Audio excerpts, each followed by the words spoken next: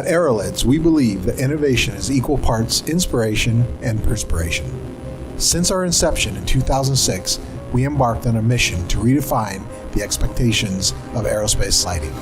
Entering the aerospace lighting market, which had remained largely unchanged for 50 years and in drastic need of a new product with fresh look and unequaled performance, AeroLEDs was inspired to redefine the expectations, which resulted in a series of innovative designs. Hungry for new ideas, backed by a company that valued the patronage, customers quickly adopted the new standard of quality, design, and performance never seen before in the industry. Over the past 12 years, AeroLEDs installation, ranging from the experimental and 23 markets up to the space and military applications, with over 15 tactical military platforms featuring products in both overt and covert operations. AeroLEDs continues to lead the industry in design, reliability, and unsurpassed performance. Unique in its presence and unmatched in its perseverance, AeroLEDs serves the aviation market from one spectrum to the next. From you to you too, AeroLEDs is redefining the expectations.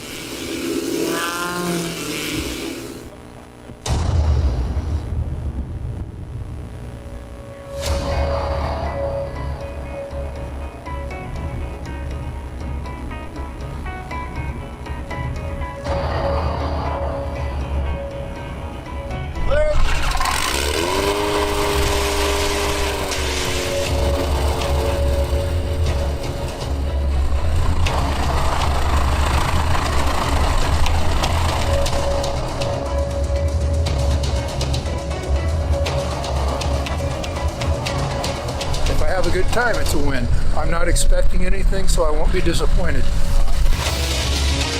Welcome to National STOL.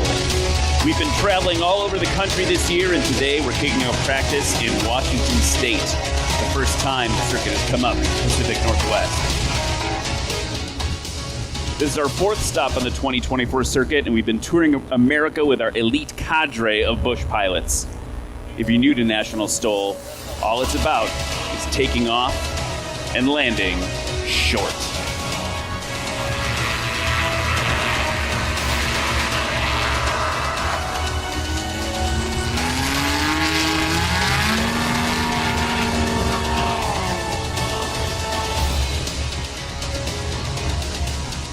We're competing on 44-year-old volcanic eruption ash from Mount St. Helens here at the Airshow.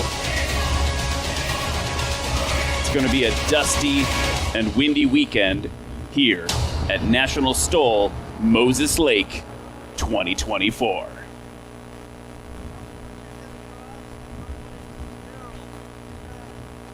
And we are also in the shadow of like 1,000,000 737s. Good morning, everybody, from Washington State. My name is Ryan Dombrowski, and I've got, speaking of an elite cadre, I've got world-renowned Bush. I'm saying this. You didn't tell me to say this. World-renowned Bush pilot Corey Robin is at my left. Good to be here, Ryan. I love STOL. You just flew in. I did. Had no idea it was going to come up until yesterday morning. Decided to come up and check out Moses Lake, and you can't miss National STOL. No, it's going to be a the circuit this year has been amazing. This is going to be great. We're practicing today with our competitors. We are sitting in what is currently an empty, what will be tomorrow, a sea of people, but it's empty right now because this is the practice day for the entire air show, where our competitors are practicing as well.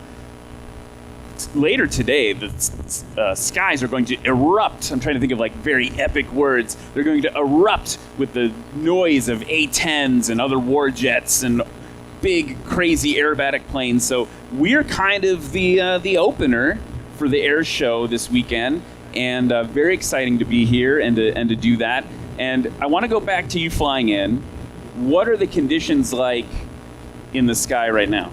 You know, it's a good day. You know, the air here up at Moses Lake has cooled down quite a bit since the weather pattern has moved in. We've got a low pressure area moving in, and that's going to mean a little bit rougher air for the competitors today. So they're going to be swirling around, controlling the aircraft in these conditions. But a little bit cooler day today than it typically has been. We're in the I'd say the upper 60s right now here in Moses Lake. And, you know, flying in this morning, it was a little bit bumpy, and so I think that's what the competitors are going to have today during the practice rounds, Ryan. I want to ask you another question about conditions, and you didn't get to land on the competitive runway today, but it is literally, it was graded out for us, special just for National STOL, and when they graded it out, they're like, oh, all that white stuff, that's volcanic ash from when Mount St. Helens erupted in 1980. What is that? What is that going to do to the braking action report? You know, it's definitely going to have an impact on the landings for sure. But I want to talk about the takeoffs. What I expect is spectacular plumes of ash behind these aircraft, which I'm excited to see. I'm also excited to see the wind heading straight down the STOL course or the runway that they use for the short takeoffs and landings. But yeah, it's going to be really fun to see how that ash comes into play, especially with the heavies, the 182s, the 170s, that really put out a lot of thrust. So that'll be fun.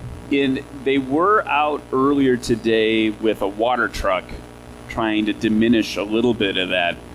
Although I kind of want to see it. I kind of want to see the plume of ash. Yeah, I don't think that there's any chance of that not happening. Even with the water they dumped in, I think you're right. Absolutely. And it is, you know, weirdly enough, the circuit takes us all over the country, and we compete on everything in the past, from grass to sand to hard surface, you know, classic hard surface runways. I don't know if we've ever competed on just like straight dirt and ash.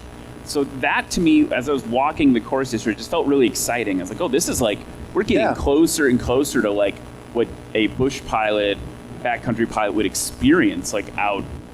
Right, it'll be very similar to a packed sandbar or a wet sandbar.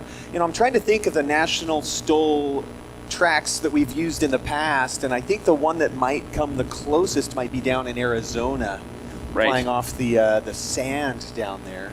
But yeah, this is going to be an interesting competition this weekend up here in Moses Lake, Washington. Beautiful skies, a little bit of overcast, keeping the temperatures down, and I just cannot wait. The rumbling, the pilot meeting, the energy, everything's building for a wonderful weekend here at Moses Lake. So you see now, folks, that we've got the pilots that have made the journey thus far into Moses Lake, kind of saddling up, getting ready to go in their aircraft. We do a little weather check here. Wind's currently 9 knots from 270, and it's cool. And we've got a relatively low density altitude. Yesterday it was over double that with the high heat and high humidity here in Washington. And this is a first-time visit to Washington for me, and this is what's kind of cool about Moses Lake, and I'm going to sound a little naive. I think I didn't know what the eastern side of the state looked like. Like, in my brain, it was all the west coast side, all the green, the rainforest type stuff.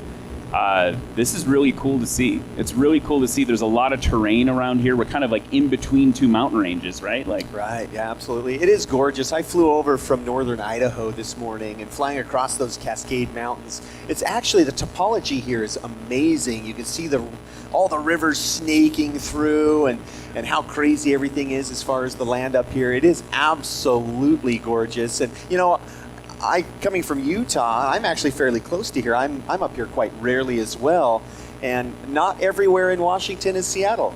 I'm told. Yeah, I mean that's what I was kind of admitting. It's like, oh, it's not all the Space Needle, but it's great to be here. And the other thing, we can see our air bosses here getting ready to go. For folks who are new to the Airshow circuit or to National STOL, we have 2 air bosses at every event that coordinate safety and keep spacing and pilots safe to make sure that while they're in competition mode, they've got someone looking over their shoulder. Don't get too close to that plane. Hey, you're getting a little slow. Maybe you need to go around because the runway isn't clear. So that's who you just saw there on top of the trailer. But the other cool thing about Moses Lake I mean, we've got an air show. There's going to actually be, so it's going to be National STOL. Then on the, what looks like a hard surface runway in front of us, it's actually not. It's actually like a temporary fabric runway that's been laid down. They'll be doing an RC, remote control aircraft exhibition after National STOL. Cool. And then they go right into the full, Sound of Freedom air show that'll happen later. The other thing you'll see as you walk the airport, and if you're near Moses Lake, like, come on down and hang out with us this weekend. There are so many 737s.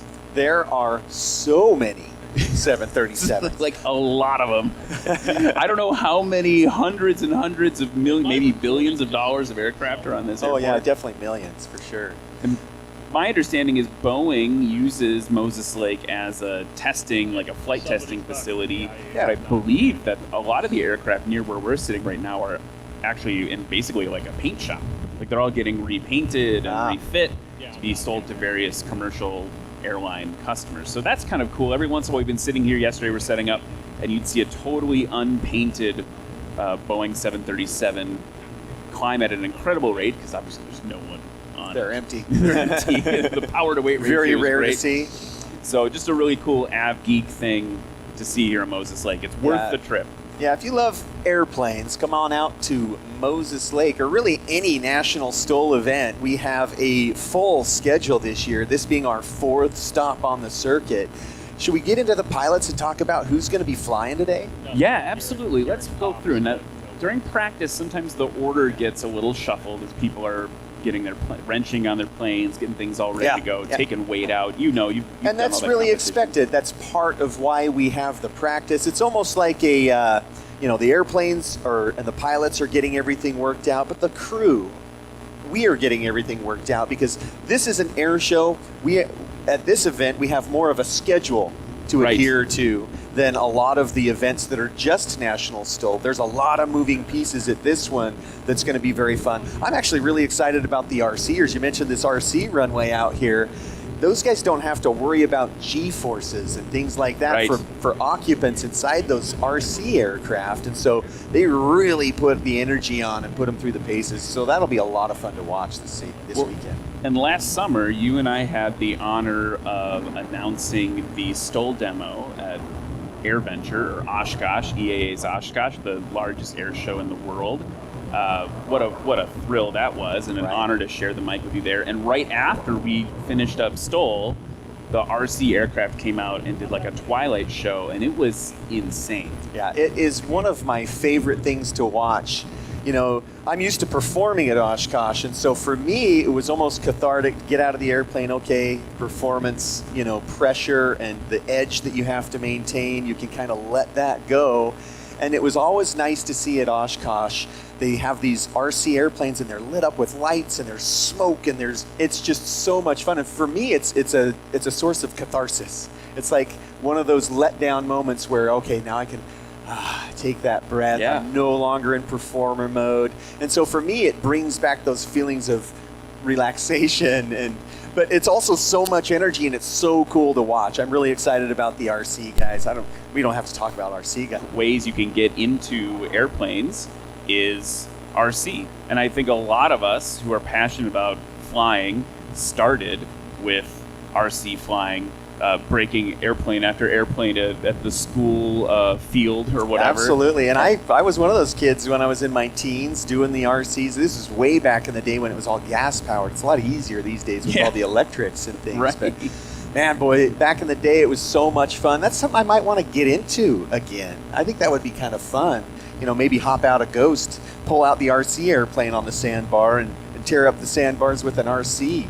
Oh, that would be, plane. and it's interesting because the passion for STOL flying and bush flying has extended into the RC community. I'm constantly getting served ads for RC aircraft with giant fat tires and fully working suspensions, and it's just so cool, so cool.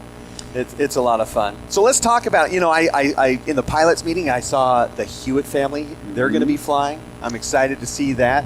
We've got my old friend John Douglas from Pinedale, Wyoming, here in his Cessna aircraft, one of the more heavy aircraft in the competition this weekend.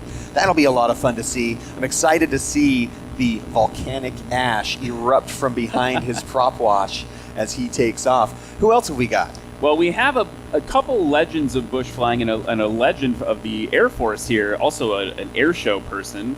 John Jughead Council's here, flying the Cessna 170. Just a fantastic gentleman. My camera storied career in the Air Force. No stranger to STOL. He's performed everywhere in military airplanes. He's also done the STOL thing at Oshkosh as well. But one of the things I know most about John Jughead Council is he is, I don't want to say famous, but maybe infamous for being one of the first, if not the first, to survive a supersonic bailout in an F-15. Yeah, I was kind of dancing around it, but yeah, that is a thing that he did, had to do, and endured. And what's cool about John, and by the way, I'm hearing from race control pilots here at Moses Lake, report to your aircraft, ready to go. So pilots, please report to your aircraft. That would be John, who we're talking about. There is an interesting rivalry that we're going to see this weekend between John Jughead Council. He's flying a 1955 Cessna 170, and Tegan LaPointe, she's in a 1953 Cessna 170. And I hope Jughead is okay with me sharing this. He called me 2 days ago, and he said, Ryan, I just want to tell you a little bit about this rivalry I have going on with Tegan. And I was like, okay, let's hear it. And he's like, one of us has the better airplane, and one of us is the better pilot. Ooh, so I was at the pilot meeting this morning, and I did witness some of that dynamic. And Tegan said to me, came right up to me, gave me the hug, hadn't seen her in a while. But she said, I got more power. Right. But I need bigger tires. He's got the AOA. Right. And so there's going to be some characteristic differences in the aircraft that Ryan and I will talk about. One of those being, Tegan's got the horsepower advantage. Mm-hmm. I don't know about the skill advantage because takeoff is takeoff. That's 50% of the puzzle. You've also got to land. That's where the skill comes into play. That's where, almost anybody can do a STOL takeoff. There's some technique and stuff, but it's significantly easier than the STOL landings. STOL landings are quite a bit more technical. So that's where John, I think, is going to have the competitive advantage. That's certainly what he was implying on the phone to me. Well, hey, I'm not going to mince words. John is one of my favorite STOL pilots. I follow him on his YouTube channel with his dog Dakota, and he has definitely got the skills. But I got to tell you, Tegan is coming up. It's going to be a fun competition watching the 170s today.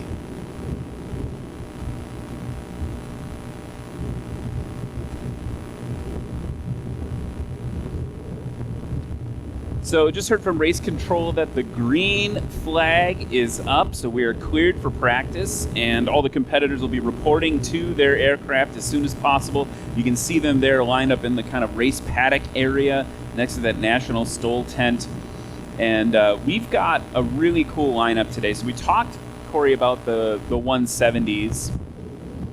And also, so it's going to be John Jughead Council, Tegan LaPointe, and Alan Hewitt in that red 172 that you see right there. They're going to be kind of sorry, I'm looking at this. We have these crib sheets about all the pilots, and Alan jokingly put in his sponsor was his wife's Social Security, so that's what caught me a little bit there.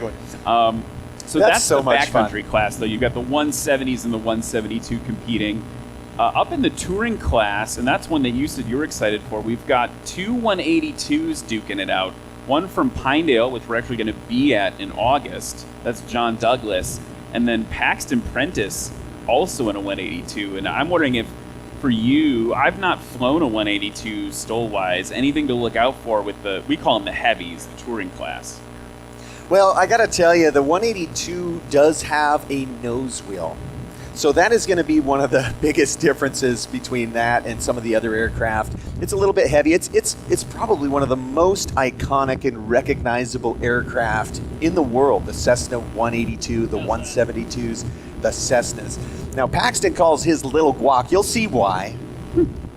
It's got a little bit of hue that helps you see that. But between him and John is actually a high-density altitude pilot.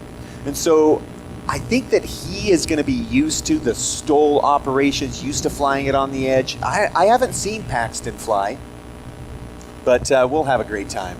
But man, he's been flying since he was 2 years old in a 172 with his dad. That is a legacy of aviation in the family. I love seeing that. Yeah, I mean, my daughters are 6 and 9 and have not yet flown with Dad. So maybe I got some catching up. I got some catching up to do. Although I will say, the way I said it for them was, you tell me when you want to go. I want to make sure that it's not Dad.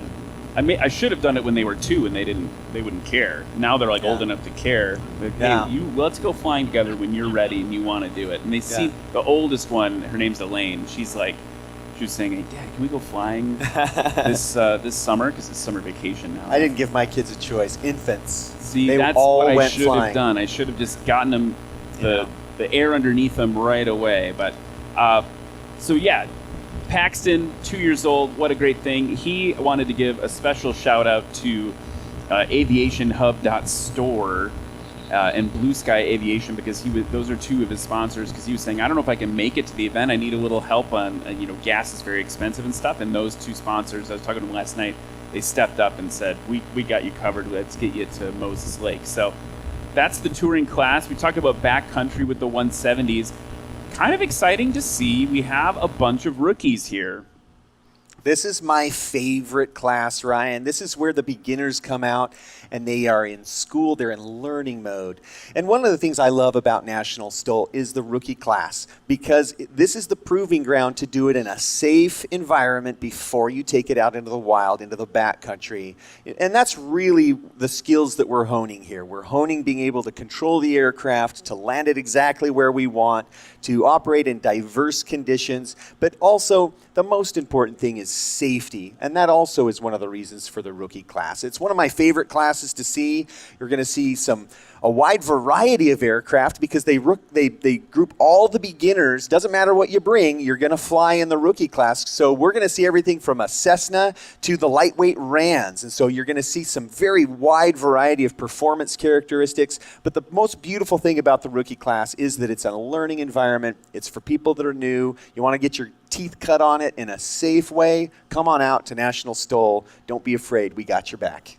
And all the pilots that are competing regularly really live and breathe that. Even last night, we had some of the more experienced pilots chatting with all the rookies and saying, don't worry, like when you're in a new class or you're whatever, like come in behind me, we'll get you spaced out. You can see what the pattern looks like, what a National STOL, for lack of a better term, pattern looks like, what the competitive environment feels like. So that camaraderie is really great. And I love the rookie class too. I think it's a great testament to what this sport can be. And I think that the thing that you mentioned there, Corey, about safety is really, really so important. So we should maybe brief to folks who are new to this what National STOL is. But I think if you think of it at the most basic level, it's your spot landing competition that you have at your home airport maybe.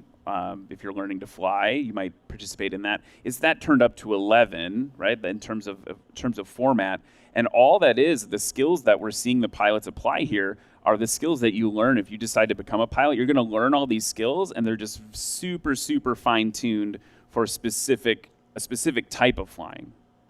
Right, and that's really what it's all about. So if you've always wanted to land in that beautiful backcountry airstrip and you've been thinking about what's the best way to get that done in a safe manner, I want to take my family perhaps, or we all want to do things safely. Right. The rookie class is really what it's all about. So we're going to see a lot of fun things happen in the rookie class. We might see people making mistakes, and that's really what it's all about. So that'll be a lot of fun. Let's talk about the sport class. So sport class, and this is something, so if you remember Wayne, Nebraska last year, there was a pilot named Rod Hewitt there, and it was hot, and he was flying shirtless, and because I was broadcasting remotely from the safety of my basement, I gave him a little trouble on the mic for it. It was all in good fun. Just like, look at it, he's very muscly.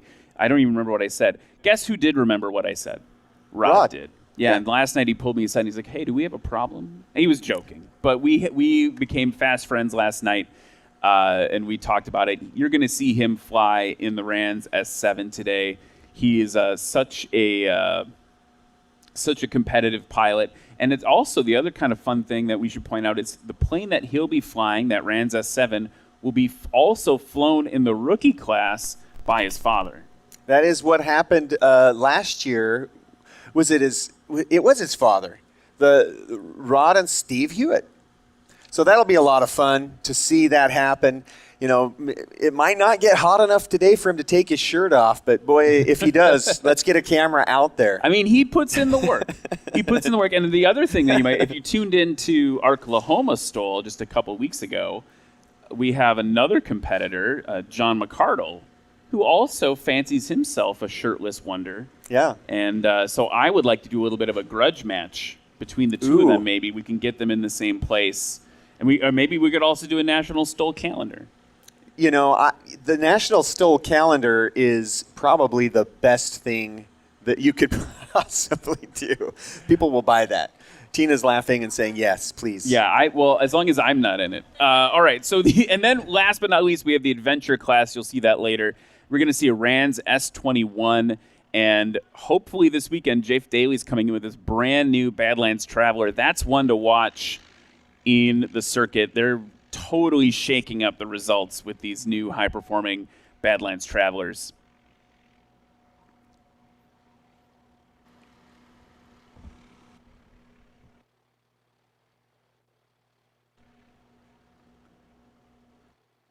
All right, on screen, you've got the beautiful blue and gray 170 Bravo model. That's piloted by John Jughead Council. He'll be the first in the practice session today. Beautiful aircraft. You can see his wings walking around. A little bit of wind out there on the course.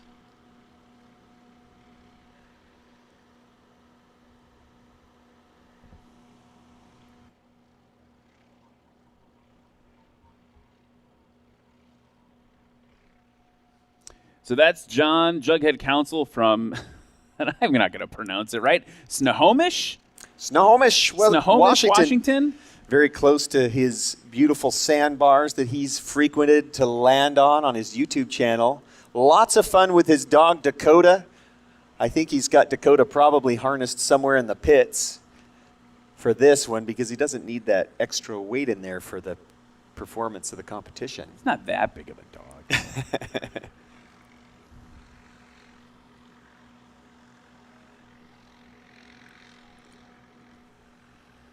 So next up, we'll see Alan Hewitt in the 1957 Cessna 172. There he is. And we're getting a good sense now. Look at just the amount of dust we already have and ash from this runway. And then also watching that nose wheel taxiing through. It's nice and flat, but it's not perfect. It's not hard surface perfect. So that'll be a thing to watch today. Everyone, that's Alan Hewitt from Renton, Washington. Actually flew over Renton on my way here. Beautiful little airport right on the water there. Yeah, beautiful. Right in the what do they call it? The sound, the Puget Sound over there. Yeah, that's probably it. Yeah. Beautiful area. You're very confident in your geography skills. You looked at me like, I've flown up there a little bit. You know, one of my favorite places to go is Friday over there. So a lot of fun. Beautiful islands over there, lots of things to see. Just a great part of the world. So if you're ever flying in the Pacific Northwest, Renton, Washington is gorgeous. And the other thing is that you've got like this triangle of big airports there. Renton is actually fairly large, and Boeing, again, doing a ton of work there. So when I flew over at first, on my commercial flight here, it connected in Seattle, and I looked down and I was like, oh, is that Boeing Field? It's not. It was Renton. Boeing Field was just off in the distance. Here's 6497 Foxtrot.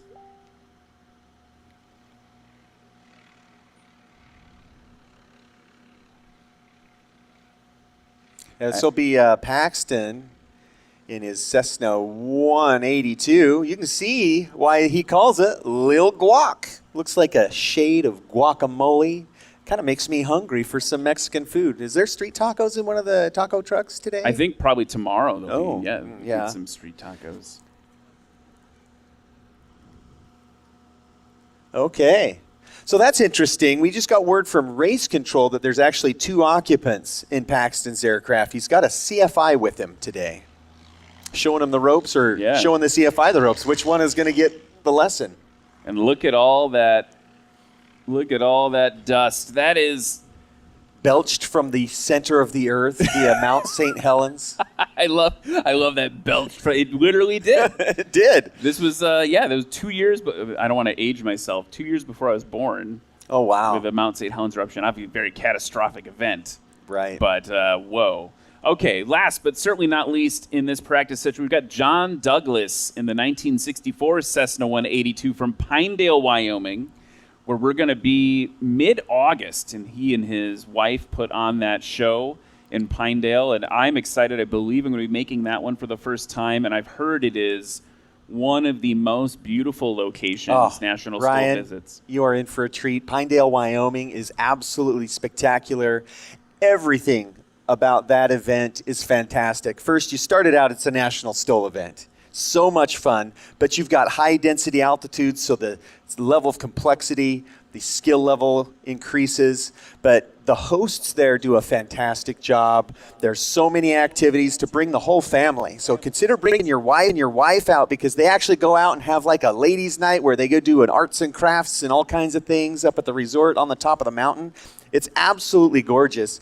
There's even a Pinedale moose usually in town that'll just kind of be walking just around hanging town. out. I don't know, not necessarily hanging out. They're wild animals. I don't know what they're doing in the city. I'm just walking around.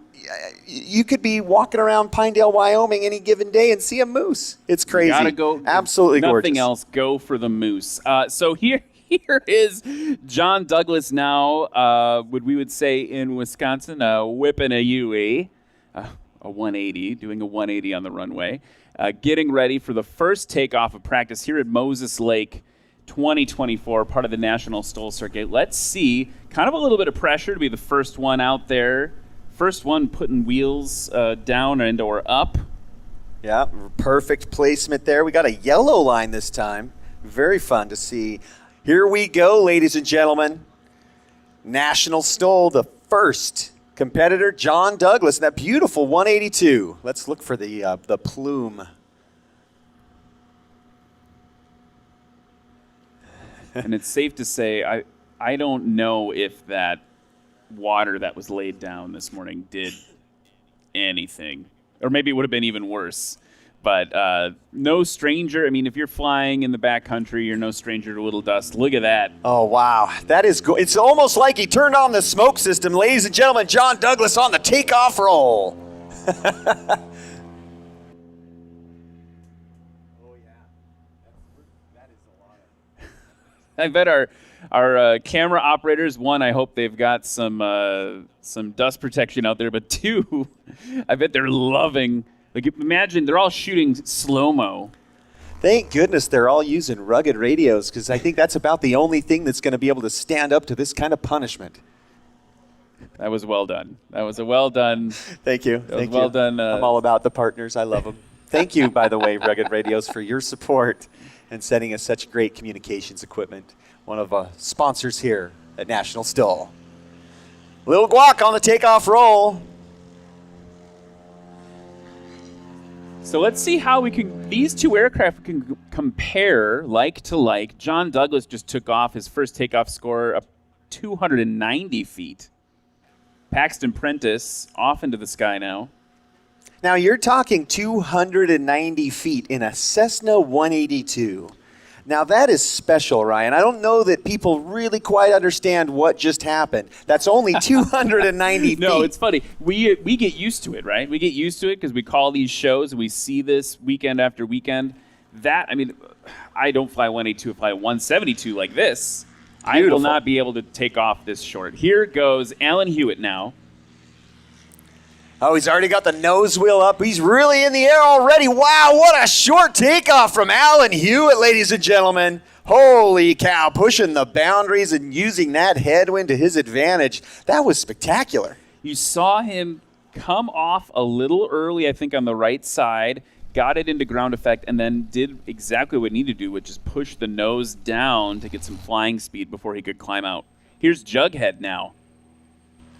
Looking at his beautiful 170. Got those big 31-inch bush wheels. Beautiful takeoff for John Council there. Just a little bit past 200 feet, but I can't believe it. Alan probably got a little bit of an edge there on the takeoff. Yeah, Alan Hewitt's takeoff score, 203 feet in that 172, which is pretty amazing. That is absolutely special, ladies and gentlemen. We're talking about 200-ish, a little over 200 feet in certified production airplanes that anybody can go out and take a flight lesson in. Here's John Douglas, short final, holding it off. Oh, little short there. So that'll be a scratch for John. He won't be happy with that one. But this is practice. We're getting used to the conditions, the density altitude, a little bit lower conditions than yesterday. Density altitude's probably only about 2,000 feet right now if I was guessing. Just looking out at that dust plume. Looks like a smoke system for sure. Here's Paxton Prentice now on short final. You can see him to your right, folks, if you're here in the crowd. He's got those flaps down. Pretty stable approach right now. Going into the dust cloud just briefly. I really like to see these aircraft get within that half wingspan of the ground so you can get in that ground effect, but it's also a safety consideration as well. Get it nice and low in the event of a stall. Beautiful landing there from Paxton. Good control. Maybe a little bit long. He'll tighten that up a little bit, but that is a great run for Paxton for his first round. And you saw him have to add a little bit of a burst of power to get over the line. You'd rather put a burst of power in to get over the line than scratch. But once you add that power, you've added more energy to the aircraft, and now you need to decelerate the aircraft. And you could see on his landing roll there, that left main in particular was just digging in. Here is Alan Hewitt in that ground effect that Corey just explained about. Everyone should read an aerodynamics book, by the way. Here he is. Yeah, here we go. Look at him fighting and using every bit of the controls. So, did you see the airplane kind of bucking around, almost like he's driving down a four-wheel road? That's because the air currents right there near the ground are swirling around a little bit. And so he was doing everything in his power to maintain control of the aircraft. Just in time for a scratch, though. Another scratch, and again, we'd rather see that in practice than in competition. John Jughead Council now with the higher approach. Yeah, John's of the school where he likes that ground to absorb some of his energy, and so he'll come down, and you'll notice he has a signature plop, is what I call it. He plops it down. The Jughead plop? Yes, let's call it. I don't know if he's going to love that. We need to make him a challenge coin that says the Jughead plop. It's something new for him. I survived the Jughead plop. Dakota survived a whole bunch of them. Beautiful approach from John Council here. Absolutely a master at the controls. Little burst of power. And he's over the line for a good landing. Right in between the 150 and the 125 foot markers for his first one. That's pretty dang good.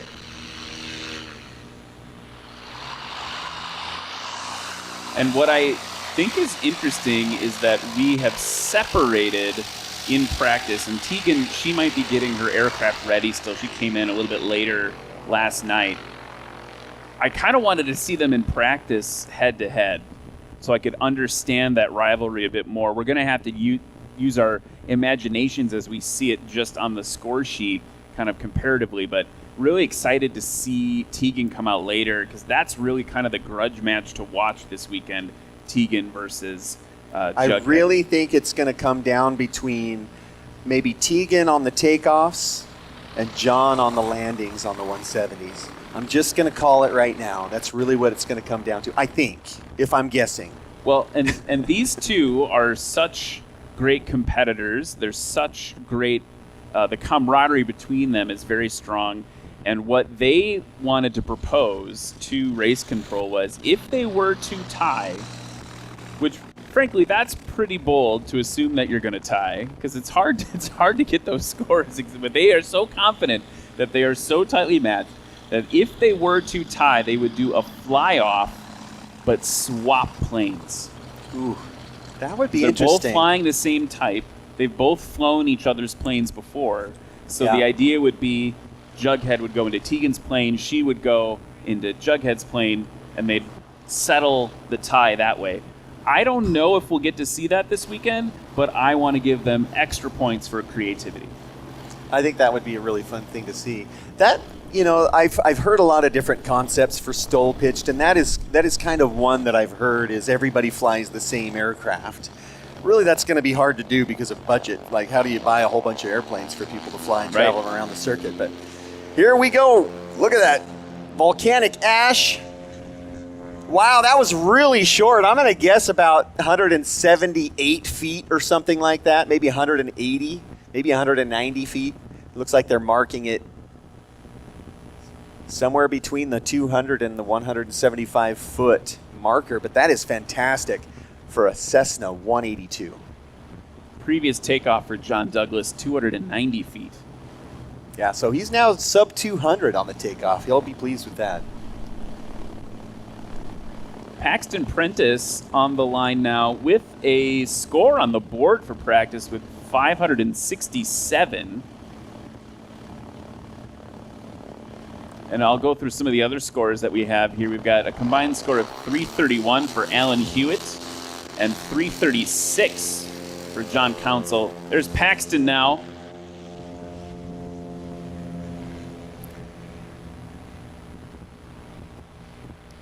Yeah, that was quite a bit different takeoff performance-wise than what you're going to see with John. So John had a 196-foot takeoff, and Paxton was probably somewhere where his previous one was, somewhere closer to 260-something feet. So a little bit of a swap there where John's first takeoff was 280. His second one, a blistering 100 feet shorter almost at 196. That is just crazy. And then Paxton puts in a very respectable 259-foot takeoff there. Now let's see if Alan can shorten his up quite a bit. His last takeoff took him about 203 feet. Oh, wow! That was really clean. Yeah, that was fantastic. I think he'll be very pleased with that. Constantly improving his numbers with each run. Alan was in our intro package saying, I'm just coming out to have fun. But then he puts down performances like that, and you're like, are you just here to have Hey, fun? make no mistake about it. I got to tell you, the Hewitt family has come to compete. This is fun for them. You know, for him to say, I'm just here having fun, he's here to compete. They love it like a shark loves blood. Here's John Council, full throttle, getting that tail up right away, and timed it pretty well. Yeah, that was a great takeoff and a 170. You know, this is an airplane that's been flying since post-World War II. This is a very classic aircraft doing modern stuff, competing with all the latest technology, and I just think that's cool.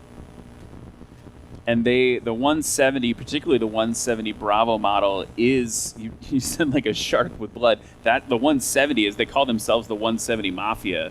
They're that aggressive about it. Here is John Douglas on short final, keeping that nose up, a little bit of burst of throttle to get over the line. Oh, yeah, that was fantastic. Expert control on short final there from John Douglas from Pinedale, Wyoming. Fantastic landing, sub 150 foot. He'll be very pleased with that takeoff and landing combination because he put in a very short takeoff as well. Congratulations to him. What a great practice round. Watching the scores come in, so remember he had 196 feet for the takeoff. Waiting for it to get dialed in on our little spreadsheet. 132-foot landing in a 182 on basically dust.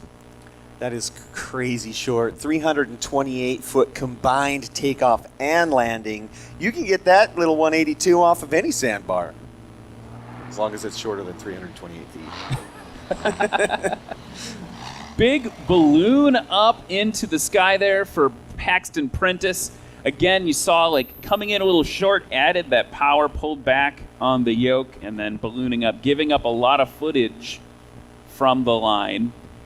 It's tempting right there on short final to over control the aircraft. If you feel like you might be coming a little bit short, it's so tempting to push that throttle forward. And I think maybe he did two things. He pushed that throttle forward maybe a little bit too much, but also pulled back on that yoke, causing him to balloon the aircraft. And what that's telling me is perhaps he had a little bit too much energy and he didn't need that little bit of throttle at the end there. He may have been able to just kind of ride it out Right. accurately. You know, I think the question is the accuracy question. I think a lot of times pilots are focused on that line. Right. It's like, well, I need to get over, but sometimes just holding it will get them there. Yeah, there's a lot going on in the cockpit right there on short final. A lot of mental things a lot of gotchas. And here is, look at that. Oh, fantastic performance there. Really using just about every control surface possible. Short.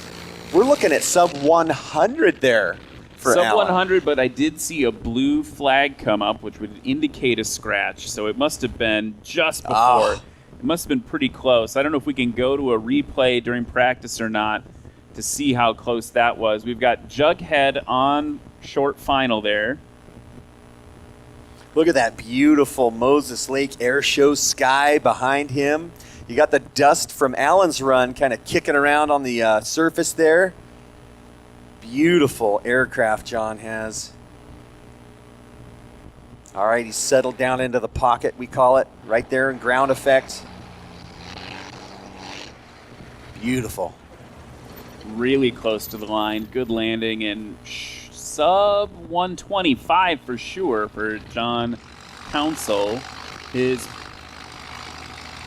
previous takeoff was 153.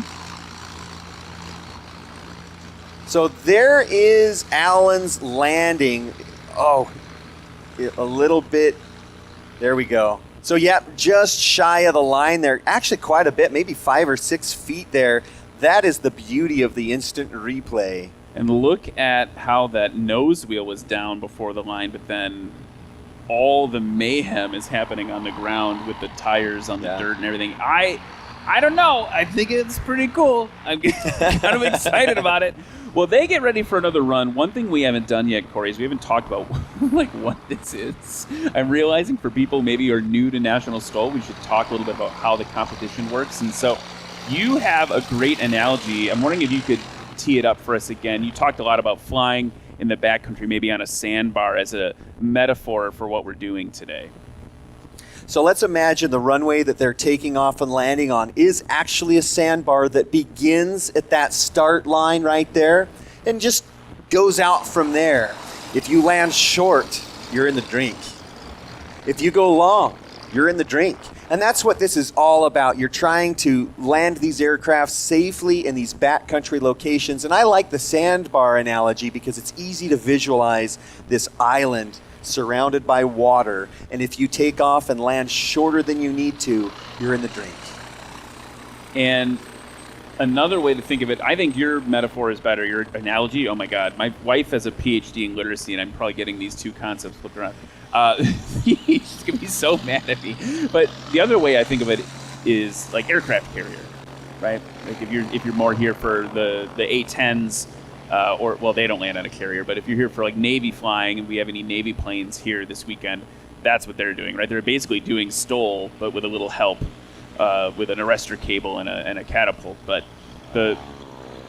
coming soon to an event near you on an aircraft carrier. Wouldn't that be amazing? I'm calling you out, Navy. Invite us. Yeah, let's go. Fleet Week's coming. Like, you need entertainment. That would be amazing. The other amazing thing is another 170 just taxied out. That would be piloted by Tegan LaPointe. So now we've got her fighting in practice with Jughead. Let's talk about the rules a little bit as we begin this next round. We got John Douglas taxiing to the line. So that yellow line, normally it's white. The white did not show up well enough against the ash. I guess the white volcanic ash. So that's why we switched to yellow for this competition. You'll see the line judge brings their main wheels. So for John, those are the wheels in the back. For Jughead and Tegan, those are the wheels in the front. We'll explain it when we get there. We measure the takeoff distance from that line to where those main wheels depart the ground. So we're measuring this whole distance. John's on the roll now, pulling back. And right about there, you see the judges go and say this is where the aircraft took off. The reason we have line judges and so many of them is because we want to make sure we fairly score things. We'll explain the landing chunk of it when John comes around again. Here's Paxton Prentice. His first run was his best, actually. We had a combined score of 623 on that second run. And look at this, Corey. John Douglas with another 196-foot takeoff. Very consistent from John. That's to be expected. He constantly flies in high-density altitude conditions up there in Pinedale, Wyoming. The field elevation there is over 7,000 feet, so they're very used to that. There he goes. A good takeoff there from Paxton. Quite a bit shorter than his previous two, I would say. I think he'll be happy with that. Somewhere right around 200 feet, so he's knocking off 60-ish feet from both of his takeoffs. Oh man, looking at Alan. Alan's just swimming in dust right now as he taxis to the line.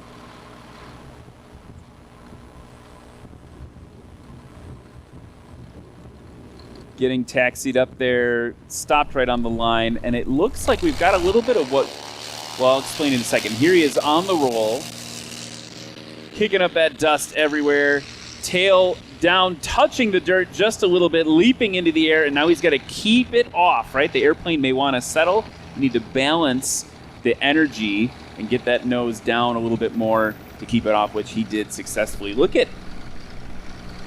I think that is an absolutely spectacular performance from Alan, both takeoff and landing. If he can get that 70-foot landing roll, I think he's probably going to be closer to 100 if he doesn't scratch, but he is really putting on a clinic today in a certified classic straight tail 172.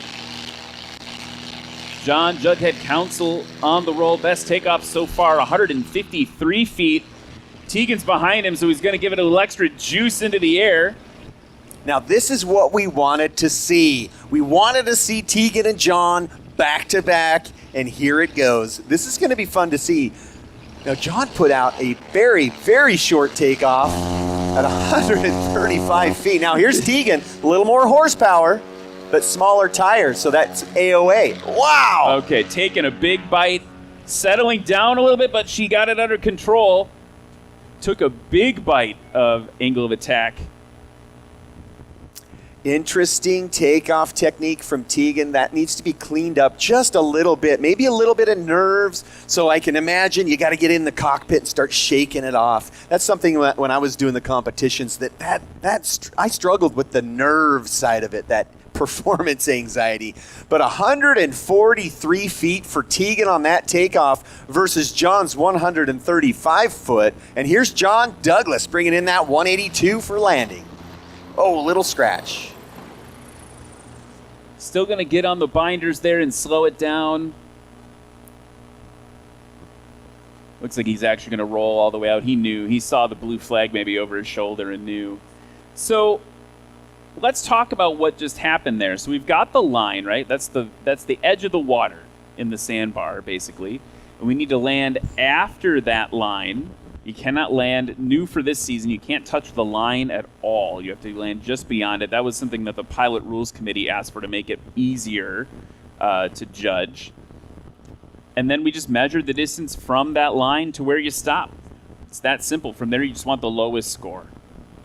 Yep, so let's make sure that Paxton gets past the line, way past the line, probably setting down near 100 feet or so. That costs a lot. So if you imagine if he landed it just past the line, you could subtract probably close to 100 feet from his number. But he still had a very respectable landing, coming to a stop somewhere just north of 200. You watched him be really heavy on those brakes and then losing some directional stability there on the ground and having to modulate those brakes. So really challenging conditions in terms of the surface here. Normally we have challenging wind conditions at National STOL, and the surface we're operating on really coming into play. Here's Alan Hewitt. Beautiful landing, but a scratch. Yeah, I think that is going to play a braking role this weekend. You know, dirt tends to have a little bit more slip than a lot of other surfaces. It behaves similarly, believe it or not, to grass. If I was to compare it to something, you can literally hit your brakes on grass and slide across the grass, and same thing on dirt. So that is definitely a consideration. And I've never flown off of volcanic ash, and so it might actually be a little more slippery. It does than have dust and dirt. it does, so like pushing your feet through it.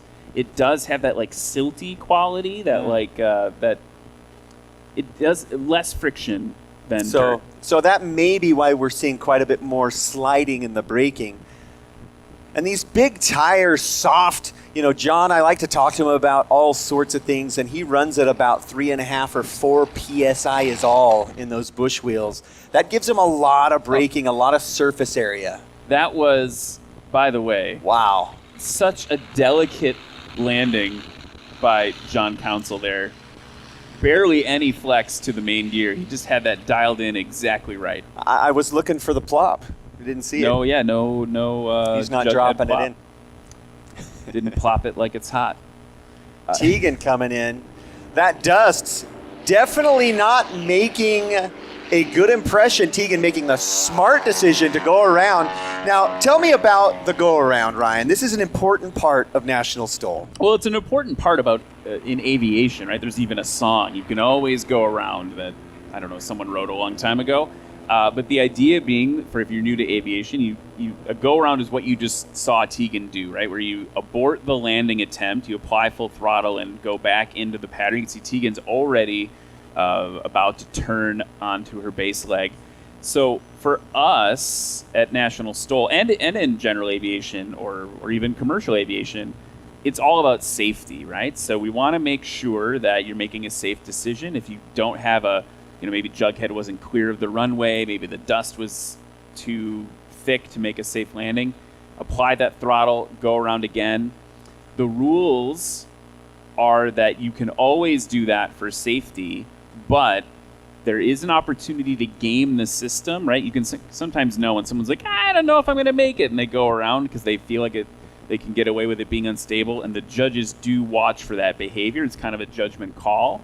So in general, though, always encouraging that go around like Tegan did right there. Now look, she's got totally clear air, nice and low, holding it off. Oh, yeah, that's a bummer.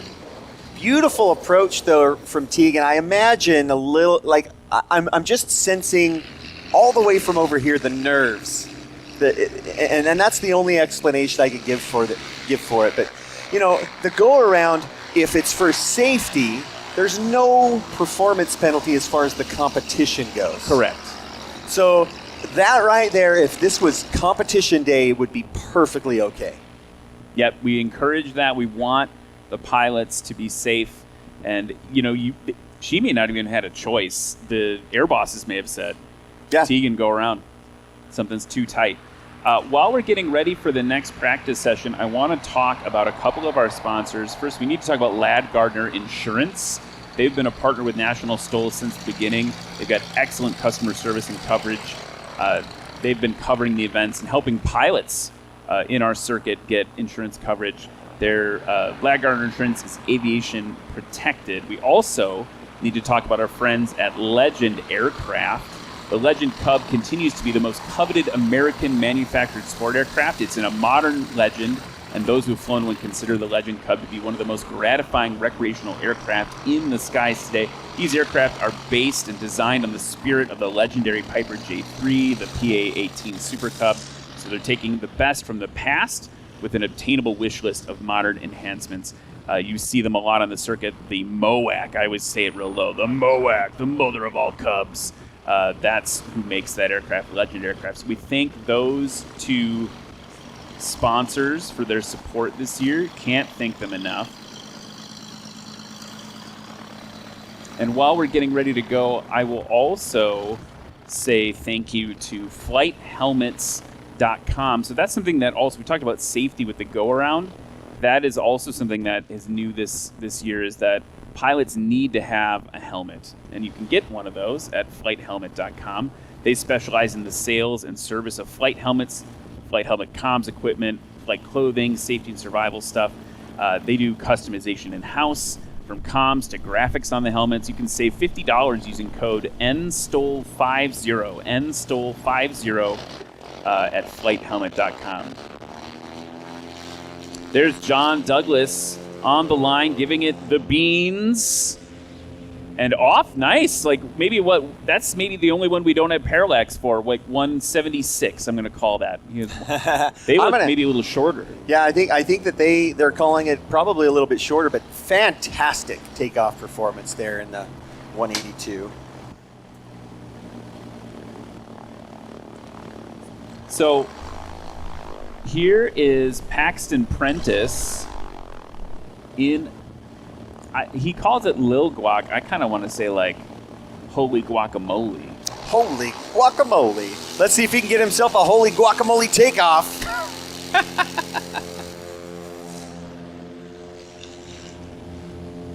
Some sort of a warbird in the distance, yanking and banking. Maybe one of our performers arriving. Look at that volcanic ash. Holy smokes. We have just gone into instrument conditions, or IFR conditions. Are the Blues here? I mean, did they just do their smoke system test? Holy cow. Wait. Holy guacamole. There. Give me some chips and salsa with that one. Here is Alan Hewitt. Now, he's had a couple scratches back-to-back, right? His first landing, he was on the board with 331. Then he had that really short one that scratched, and the previous one just before it as well. So he's going to try to dial that back in here in practice. Just definitely setting himself up to be the favorite in the touring class, for sure. Which is not what you would expect, right? On paper, when you look at the aircraft, you'd expect the 182s to outcompete the 172s. It's amazing to see the differences in the techniques and the piloting skills. It's so much fun to see. And actually, if I'm not mistaken, Alan is competing against John and Tegan this weekend. So they're probably watching like, oh, man. Oh, wow. Okay, so they're in the same class. Okay. We got to watch out for this guy in this 172. There's John now off the ground, about the same, a little bit shorter. Best, let's see, 152 was the previous takeoff for Alan. And John, it's coming in 139. So he did best it pretty good. Jughead has dialed it in. He started with 208, and now he's playing in the 130s. Tegan, kind of to Mr. Council's prediction, very short on her first takeoff with 143. So, yeah, wow, there we go. That was fantastic. There we go. Those nerves under control now, right? She's got it dialed in. I think probably a little bit shorter, very close to the first takeoff, though. Beautiful. Yep, shaving almost 10 feet off. 134 feet. Wow. That is, I want to put in perspective for people, that is just a really small number. That's like the length of your house. Yeah, it's a 2.3 F-14 Tomcats. Here's John Douglas coming in, holding it off, and good over the line for John Douglas. Now look at how short that is. Absolutely expert energy management there. And that's really what STOL is all about, is managing the energy in your aircraft. In a takeoff, you want to build that energy and get off the ground as quickly as possible. If you're landing, you want to dissipate it as soon as you get on the ground. Another go-around, probably because of the giant plume of volcanic ash following along the ground there. Yeah, needs some visibility there. John Douglas's takeoff that round was his best of practice with 169. Best landing, no surprise there, 119 feet, which puts him at 288 combined. Now we're looking at a 182 putting in a combined 288 feet. That is absolutely special. I'm going to call it. That is amazing. Yeah, wow. Super incredible. Super incredible. John Douglas, by the way, we've mentioned it a few times, is the host he and his wife Angela are the hosts of Rocky Mountain STOL in Pinedale, Wyoming. Next week, they're actually opening, and local hosts they're here. John and Angela are here. You can visit them this weekend and learn more about Pinedale. Angela keeps handing out these exotic beef sticks. Here's Alan Hewitt now, just kind of hovering over the line, plopping it in, a little bit of a slide to the left, no big deal.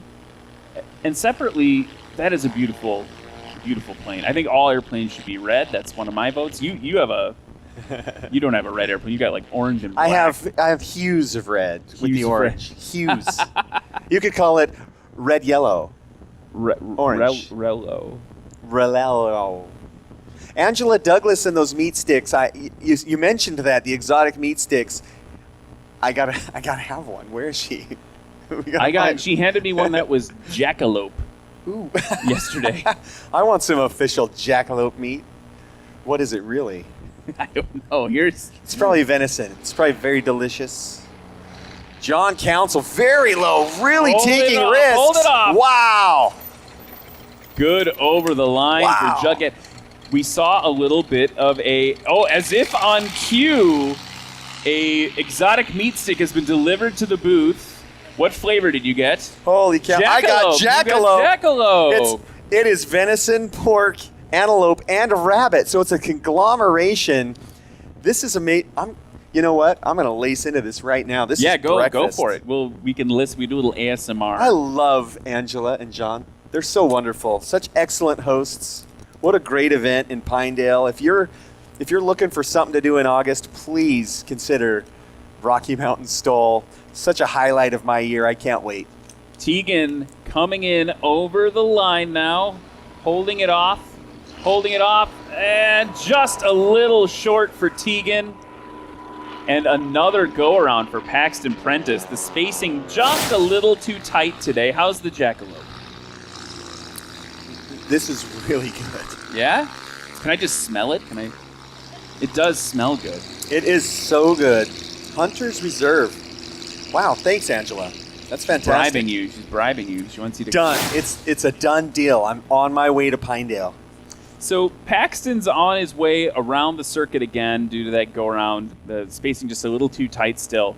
One thing I wanted to point out we saw with John Council is his tail wheel, if I'm not mistaken, I saw a little burst of dust.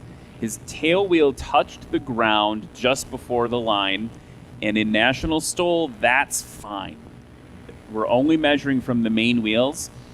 At Oklahoma STOL, we saw Eddie Sanchez in his brand new Yamaha-powered, fire-breathing, crazy aircraft. I want to say, we don't have tape on the other side of the line. I bet that tail wheel was dragging for 50 feet. Just hanging it on the tail and using all the heavy horsepower he has in that aircraft to just hold the tail on the ground. It was chef's kiss, as they say. Yeah, the physics and just everything going on to be able to do that. When you touch your tail wheel to the ground, you're losing some of your pitch control. So you're losing the ability to increase that attitude. And so it really comes into a finesse with the throttle. And that, I got to tell you, that Eddie Sanchez has been such a fun person to watch on the circuit. Oh, absolutely. This last few years.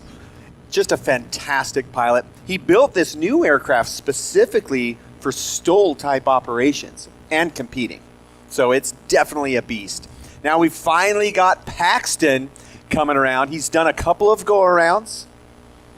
So here comes Paxton in the 182 on his final approach. After a go-around, it kind of messes up my flow. And so I have to really get back in the mindset of what I'm doing and try to stay in the pocket. That sweet spot in your head where you're just focused. What did Joe Rogan call it? The flow state? The flow state. Yeah, you got to get back in the flow state. Maybe with some jackalope meat sticks. Here's Paxton now holding it off the line. Right on. They're calling it good. And just digging. He's going to have to replace some divots there. He's just digging in, getting that plane stopped. And he says, guys, I had to go around twice for your dust cloud, so I get to make one too. Wow, that is a lot of dust. But that was a beautiful landing, somewhere right just shy of 200 feet. I think he'll be happy with that. That's his shortest landing of the practice round. Very well done. Now the winds are picking up a little bit. That's going to play into the performance, the numbers. The takeoffs and landings are going to be quite a bit shorter, and it is right down the runway, so it is absolutely perfect.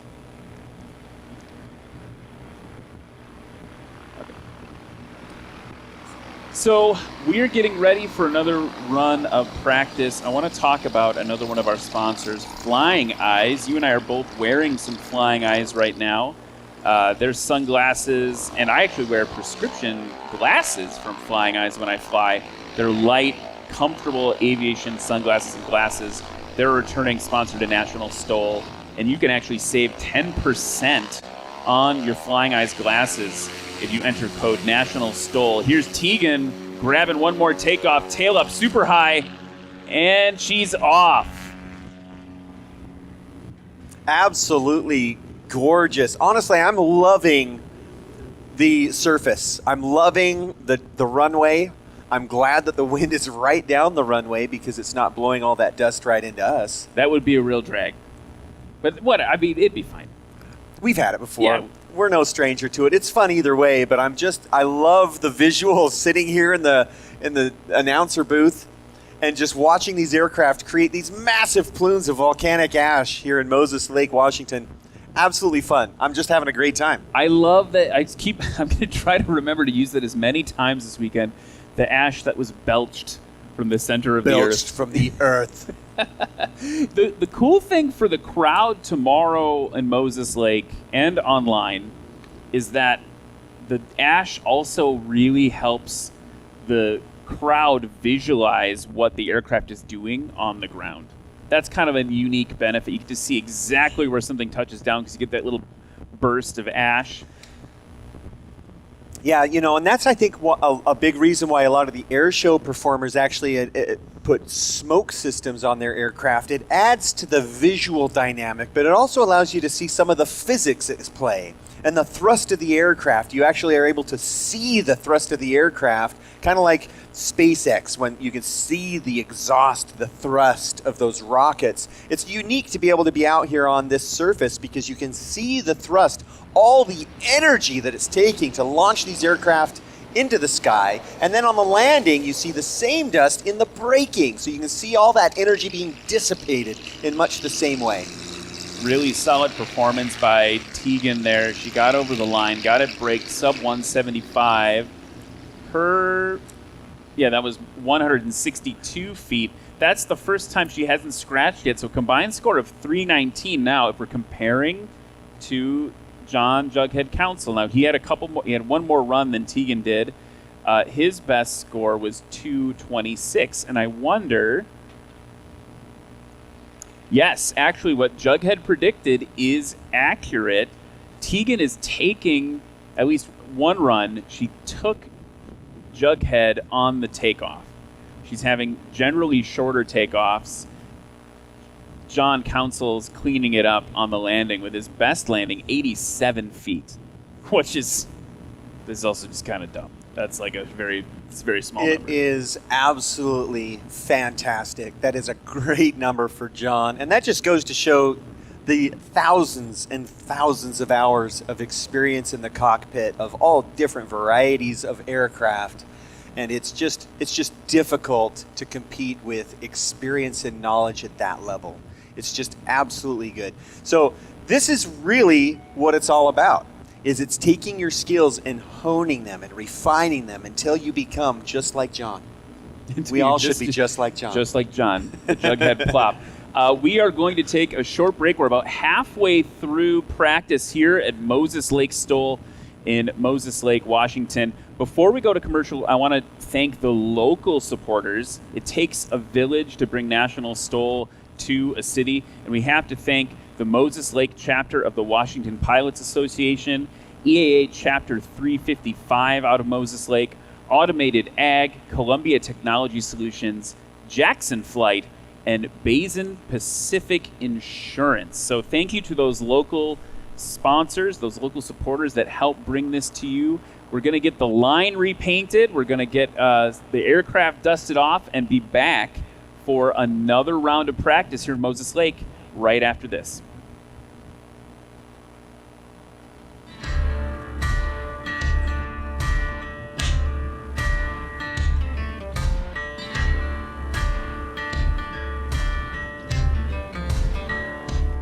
It's a kind of a different experience buying a Legend Cub because you're buying from the owners of the company. You're going to meet everybody that's going to work with you ahead of time. They're experts at every little facet of it. You pretty much can do as much of the aircraft as you're capable, and they'll kind of hold your hand through the rest of it. So I couldn't recommend it higher than truly a wonderful experience. You show up and you watch how all the fuselages are all TIG welded, and their processes are second to none. They build by far the nicest airplane, lightest componentry, great styling. Ron, their painter, is spectacular. It's not like any other buying experience. You are truly buying into a family. A lot of longtime employees. I'm friends with a lot of the guys that help build my airplane. Legend Cub owners typically buy an airplane and never sell that airplane. You won't find very many of them used for sale on the market. I think you get a slightly different owner with a Legend Cub. It's not just an airplane to them. It's a piece of art. It's a piece of them. It's custom designed and built for them. Any option you want is available. Hard to get much better than this.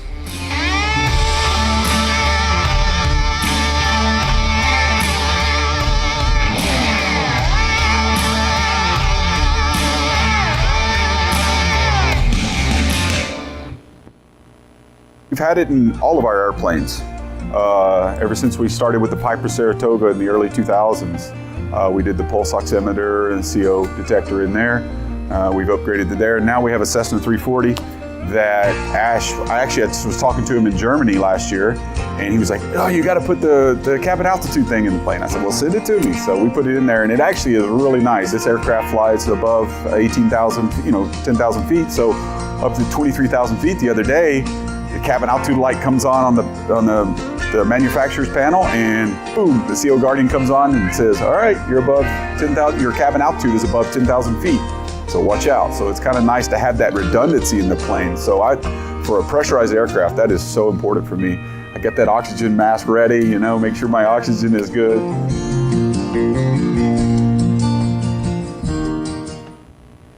Well, a friend of mine, actually it was Corey Robin, told me about these flying eyes glasses while we were at Oshkosh. We went and checked them out, and they're awesome. But what I really like is the glasses themselves. They're very light. The earpieces are real thin and flexible, so you don't even know you have them on under a headset. If I put my headset on, they're just as comfortable as could be, and they're so thin, I can actually take them on and off without removing my headset. I couldn't do that with my other glasses. And then the other really cool thing about these, they make some awesome sunglasses, but they have these cool sunglass lenses that just snap on. So now instead of having to carry a big extra glass case in my pocket, that's all I got to carry to take my sunglasses with me. So there's several things about them that I'm really, really liking.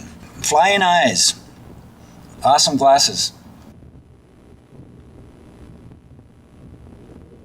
What's up, Av Geeks and STOL Freaks, everyone? My name's Ryan Dabrowski. Below me on your screen, the legend himself, Burstix TV, in Jennings, Louisiana for Swamp STOL, E-STOL today. And now we are ready for our second ever, if I'm not mistaken. Going, oh man, how much did that cost? But maybe we'll save that for another time. That's goals right there. That is goals. If we all had that flight simulator set up, I think we'd spend even less time, in the real world. And I don't know, maybe I'll stay away from the VR. That's why I'm scared of it. I don't want to get VR and then, not come out of my room for a couple days.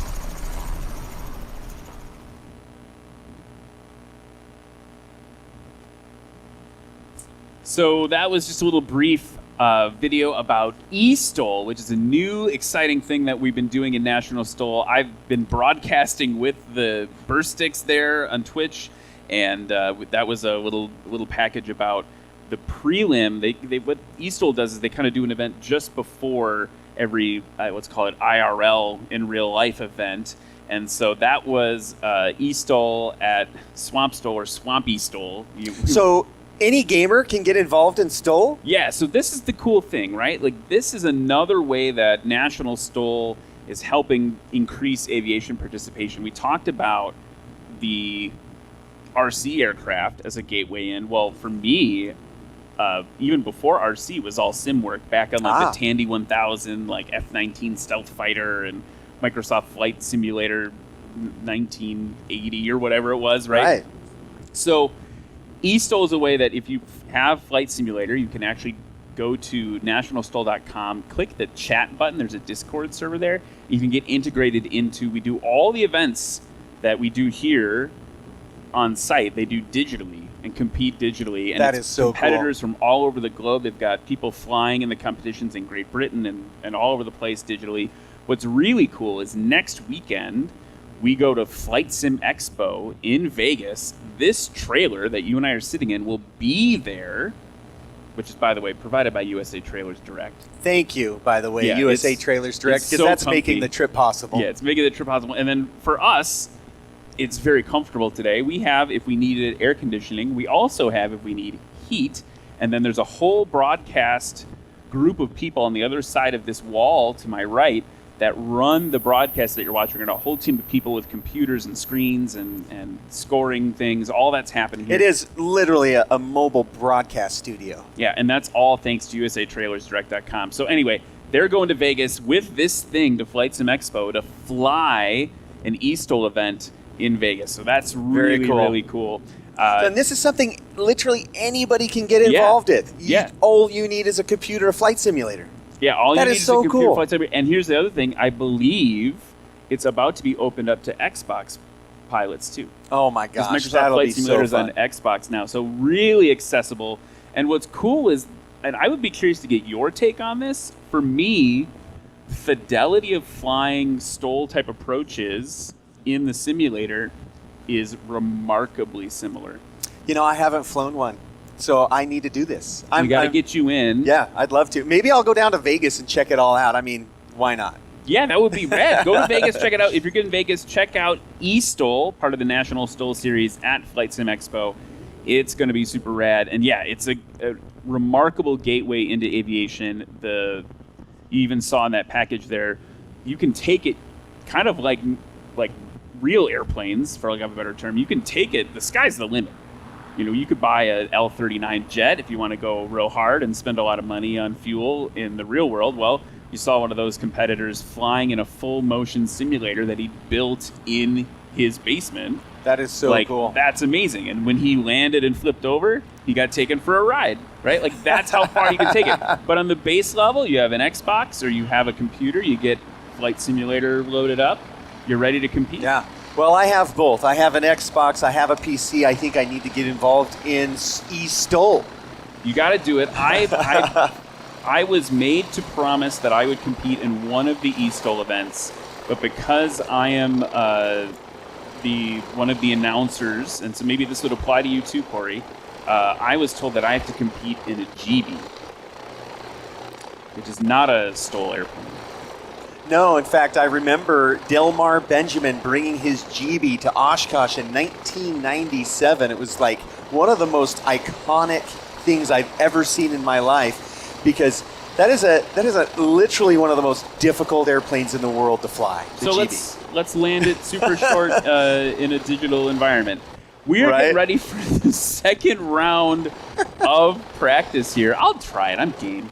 Right in front of you there, you've got Mike Council in 7837 Hotel.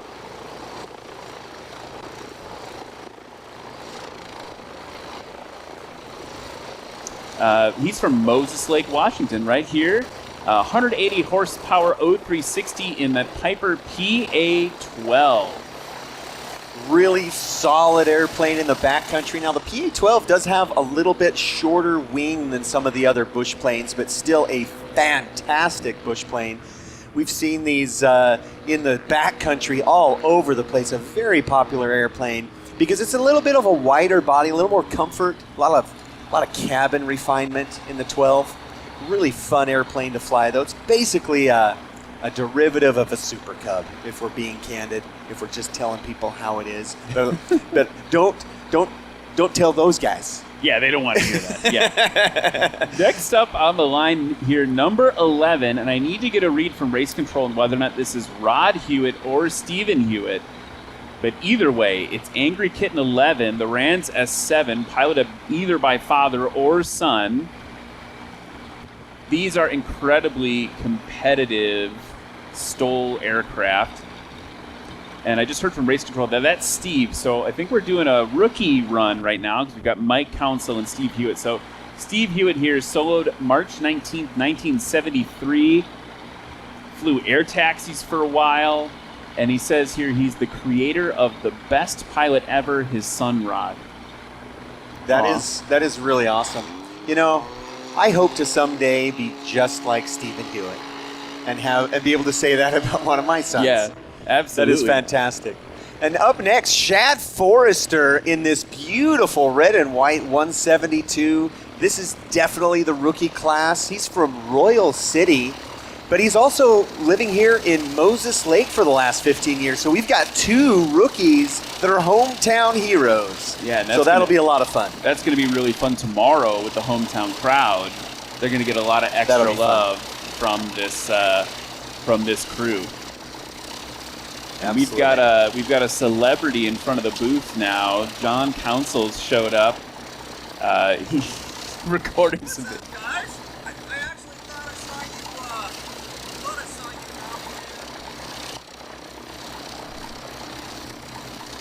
We're trying to get some technical things here. Let's try that. Oh, there we go. The on switch. The old on switch. Well, that was a fun practice, guys. The air is really smooth and solid. I don't know if you noticed, but I might have logged into our YouTube live feed and sent you some high reps on it while I was holding, waiting for my turn. It's obviously really dusty down in the holding area, but it's slowly starting to work its way out. And the air is good. The landing surface is really good.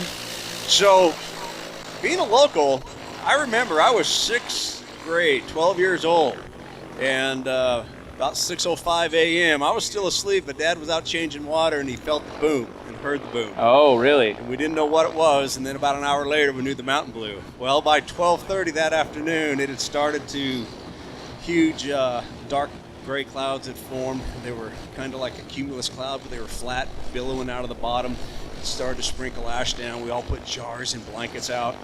Come to find out that 3 hours later, we would have more ash on the ground here than any place in the world, over 3 inches. And as you see, we're still getting the remnants out there. So it was cool. But it is so cool to be back here flying at a hometown STOL event.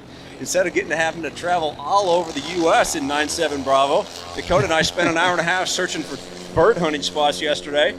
And I will turn it over to you guys. Look at this rookie setting it out there at less than 200 feet. Yeah, that was Shad Forrester, also from Moses Lake, local kid, and really great performance right there, right off the bat. So we've got a cool group of flying groups out here, and a bunch of farmers and crop dusters, and then we have a local Air Force. It's kind of like the commemorative Air Force, and Shad is a part of them. He's actually a colonel in what we call the Mormon Air Force, or the MAF.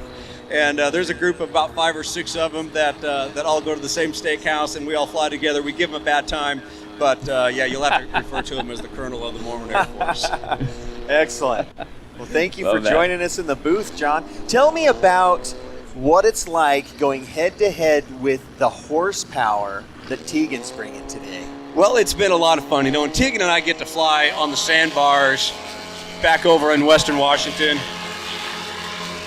And it's just been a fun rivalry, and especially where I'm still a stock engine, and up until a year ago, I was a completely stock wing, and we were demonstrating at the AOPA event up in Spokane, the regional AOPA flight, and it was so fun. Her and I were sitting there and, of course, trash talking each other the whole time, and then I put my Sportsman on because while I've won a lot of contests with a stock, I knew needed to keep up in the game on the airplane, and I wanted it for some other reasons, mainly to get Dakota into some better hunting spots.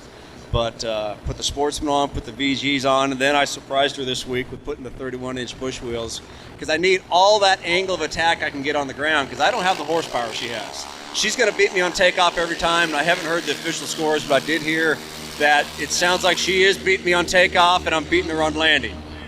Yeah, It's so very close. that's a good read. And I said that you called me and you started trash talking a couple days ago. I was not trash talking. I was talking facts. Those are facts, Ryan. And I think I have backed those facts up. We can ask Tegan if I've backed those facts up, but Yeah, no, your best landing, John, was 87 feet. And Tegan, your best landing was 111. So a little bit of grouping there, but Tegan did take you by a foot on the best takeoff.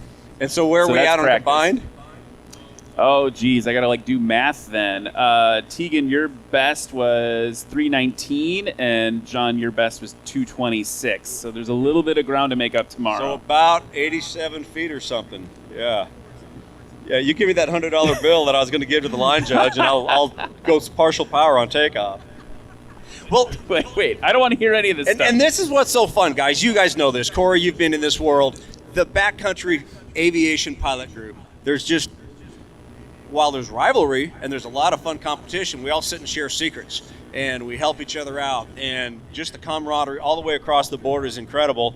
And I'll turn it back over as I see our first rookie coming back in, sub 200 takeoff in the swept tail 172 fastback. Let's see what the landing's going to be. Absolutely.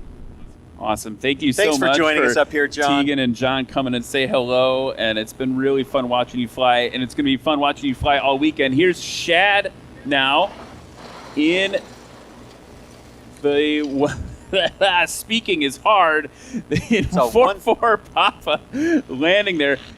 That takeoff was 152 feet for Shad. Let's see what the landing does. And while we were chatting, Steve Hewitt took off in 48 feet. I know, I saw and we it. just missed that.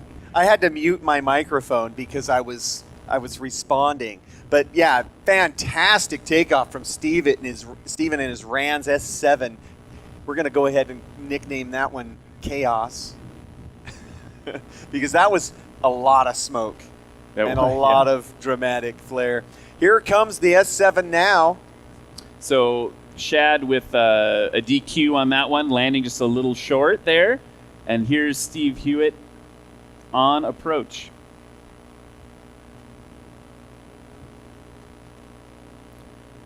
Really good, stable approach there, keeping it to within a half a wingspan of the ground. Now, this is where it becomes challenging because it becomes an exercise in energy management. You want to dissipate as much as you possibly can, so you're bleeding it off. You're bleeding it off until right there. Perfect. That was a beautiful landing. I got to tell you, Steven's looking pretty good. It's going to be fun to watch when Rod gets in that same aircraft and the difference in performance there because, which one's better? I don't know. I mean, I'm trying to remember the last time we had them head-to-head. Who took it? Was it father or son? But yeah, that was just a really kind of a cool landing there, right? We noticed that he wasn't so worried about his own passenger comfort, right? It's more about getting energy into the ground, getting the aircraft moving more down into the ground than forward. Okay, let's see how this PA-12 handles that ground effect. A little bit shorter wing. Oh, lost it there about 200 feet short. But that's the most challenging aspect of doing a STOL competition, I think, is that last 500 feet, that last little bit where you're dialing in that energy management, trying to time it just perfectly so that you can pull that power right at the line and stall into the ground so perfect. It is a challenge. That's where the skill and the energy management practice comes into play.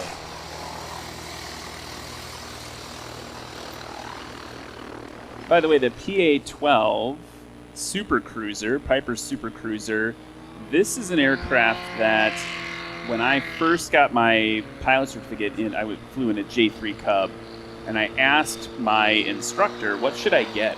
Which airplane should I get? I should just get a J3, right? Because it's this pure flying experience. And he said, no. the best airplane is the Super Cruiser because you get all that extra room. Yeah. It's got room for one pilot, 2 passengers, that kind of like roomy back area. Yeah, if you're looking at a Super Cub or a Cub side by side with the 12 looks, some of us call it the Chub Cub. The Chub Cub. It's just a little bit more portly. Sure. But they're fantastic pilot aircraft. It's such a comfortable airplane, beautiful, it's great performance. They're a staple in the backcountry. I was in McCall, Idaho yesterday. I saw 7 PA-12s on the ramp. Wow. Yeah. 7 Chub Cubs. Yep, probably out ready to tear up the Frank Church Wilderness, which is one of the most beautiful places in the world you can fly. And here we go once again. Shad Forrester and his 172 had a good sub 200-foot takeoff last time, and again this time, maybe even a little bit of an improvement on his last takeoff. Yeah, the last takeoff was 152. Chub Cub, I like a Christmas present I just done.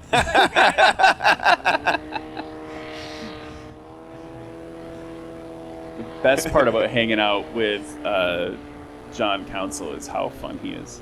Yeah. He's always having absolutely. a great time, a good time.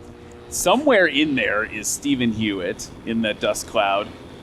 48-foot takeoff, 52-foot landing. If you add that up, that makes a neat 100. That's going to be the shortest score so far of practice, but Rod still needs to fly. Looks like he's maybe cheating. Are we getting a little bit of crosswind over the runway now? Cheating a little bit to the left or closer to the cameras. Yeah. It does look like it's blowing across the runway a little bit more than the earlier practice round. Woo! Fantastic. Wow. Oh, man. That is the magic of the sport class. You've got the horsepower to weight ratio is much more advantageous. Speaking in terms of the RC airplanes, I think we're talking about power to weight ratios that we haven't heretofore seen in full-scale aircraft. That's true. It's going to be very different out there for that. Here's the PA-12, the Chub Cub. That's going to stick. Oh, no. I'm gonna get You in trouble started for that. something, Corey. So best takeoff for Mike was 182. Did not put a good score down to be able to be like, it was 600 plus on the landing with a DQ. So let's see what he can actually do here.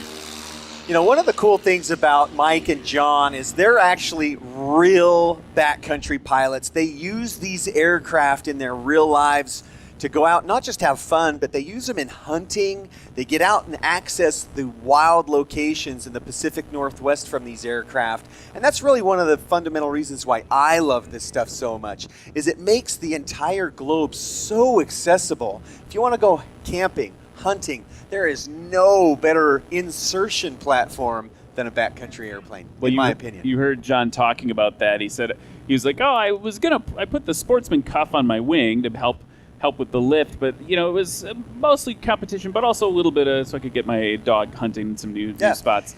These modifications, some of them allow you to take off and land shorter. Some of them allow you to carry a little bit more weight easier. A lot of them allow you to maybe taxi across rough terrain easier, like the tail wheel shock in my aircraft. Don't really use it a lot in the air. Not really a good use for it in competition. As people like Hal Stockman take their tail wheel completely off and put a shovel on it.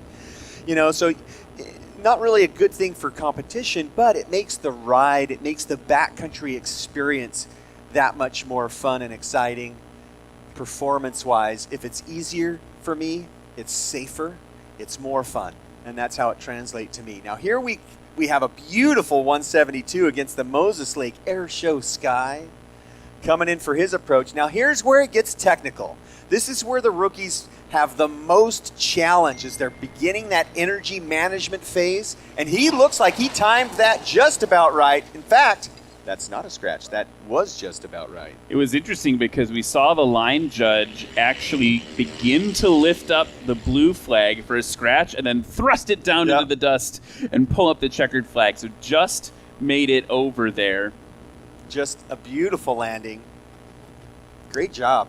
And a little bit of a decrease on the takeoff for Shad Forrester with 166. So that's up from 152.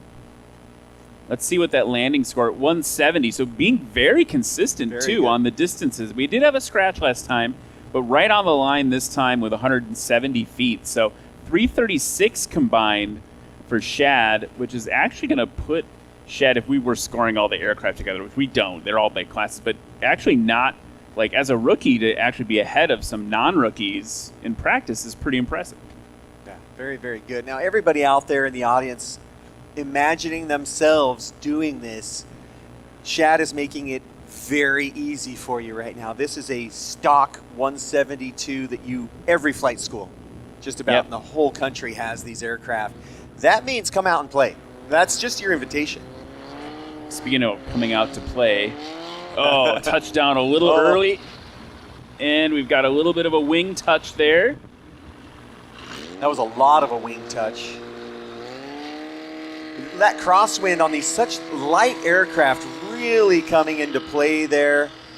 Definitely not what you want to see, but nice recovery by Steven there. Just really super light wing loading. A gust of wind can make that happen so fast. And so a good testament to his recovery skills there. Good job by Stephen Hewitt. Mike Council in the Chub Cub coming in with a little more speed now. Little crosswind. You can see he kept that left wheel off the surface for quite a bit. So just going into a testament to the conditions. Now that right crosswind coming up, it's going to pick up that right wing. And so these aircraft are going to have to, what we do is we increase the margin of safety by increasing airspeed when the crosswinds come into play. So you're going to see those landings increase, those takeoffs increase just a little bit in the crosswind. Race control reporting that as initial inspection, there's no apparent damage to Stephen Hewitt's aircraft from that. I like how you kept me honest. I'm like, a little bit of a wing touch. You're like, it's a lot. It was a lot of wing touch. You touched. Yeah, we don't like that at all. No, They're not supposed to touch the ground. But there's no rose-colored glasses when it comes to that sort of thing in my mind. It's all about safety, and that was my biggest takeaway is he recovered beautifully.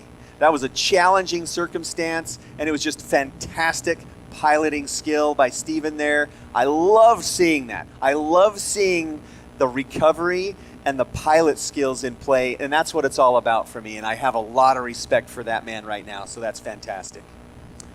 Getting things lined up for the next run in practice while we get ready to go, I am going to switch to chatting about another one of our sponsors, Red Tag Art.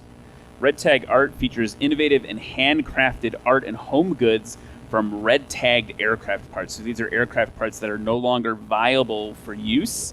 Each design starts with a red-tagged part, seeing for what it is or what it could be, not what it is. So we've had them here on set. They've got everything from bottle openers made from valve covers to turbine coffee tables, everything in between. You can check them out or start a custom project of your own at redtagart.com. We also want to talk about Legendary Aviation Coffee Company. That's a new sponsor this year. I've been drinking it. It's pretty good stuff. I really enjoy it. It's where aviation passion flirts shamelessly is what's written here. I love that. Aviation passion flirts shamelessly with the seduction of coffee roasting. A premier air-roasted, small batch, single-origin, specialty-grade, direct trade with a promise of never bitter, always better, bougie coffee. That language rolls off the tongue. Join this caffeinated joyride and let's elevate your coffee experience to new altitudes because life's too short for bitter dumpster fire brews. Use coupon code STOL10, STOL10 that is, for 10% off your order of Legendary Aviation Coffee. Man, coffee sounds so good right now. I would love a cup. They provide all the coffee for our national STOL events. I love that line. Life's too short for bitter dumpster fire brews because I like my coffee dark like my soul. And so if it's bitter and terrible, I am out. But this sounds magical. I'm all about the Legend Aviation Coffee Company. Here's the replay from Stevens landing. Now, we did see him touch down a little early there, getting into a bounce. And so really difficult to recover right there because really what's going on is your wing is ineffective. So really you've only got your rudder and it's touching the ground. He has no tail wheel. And so he really had a challenge right there. So that is an absolutely fantastic recovery by Stephen Hewitt there. And I'm glad he has this footage to review. I actually don't see any piloting issue with this. That was 100% a wind gust from the right there that brought that wing up, and he was along for the ride. And if I'm not mistaken, you can see he's got the correct crosswind control inputs in full. Yeah, he sure he did. had it totally maxed over, so. Yeah, absolutely. That's what we're seeing there. And you guys out on the internet, jump down in the comments. We can show some of those comments on the screen. Let's interact. What do you think about Stephen Hewitt's fantastic recovery here at Moses Lake? We're going to call it the Stephen Hewitt maneuver. Every time you're able to recover without damaging an aircraft. I think that's fantastic. Yeah, you should get some points for that. So Absolutely. And now we've got the technical inspectors. They've already been out. They've inspected the aircraft, and he's been cleared to fly again. So here comes Stephen Hewitt. Everybody out there in the crowd, let's give him a round of applause for continuing the STOL action. Yeah. He is ready to go, cleared to go, and that's really great news. We were under yellow flag for just a second there while we get that sorted out.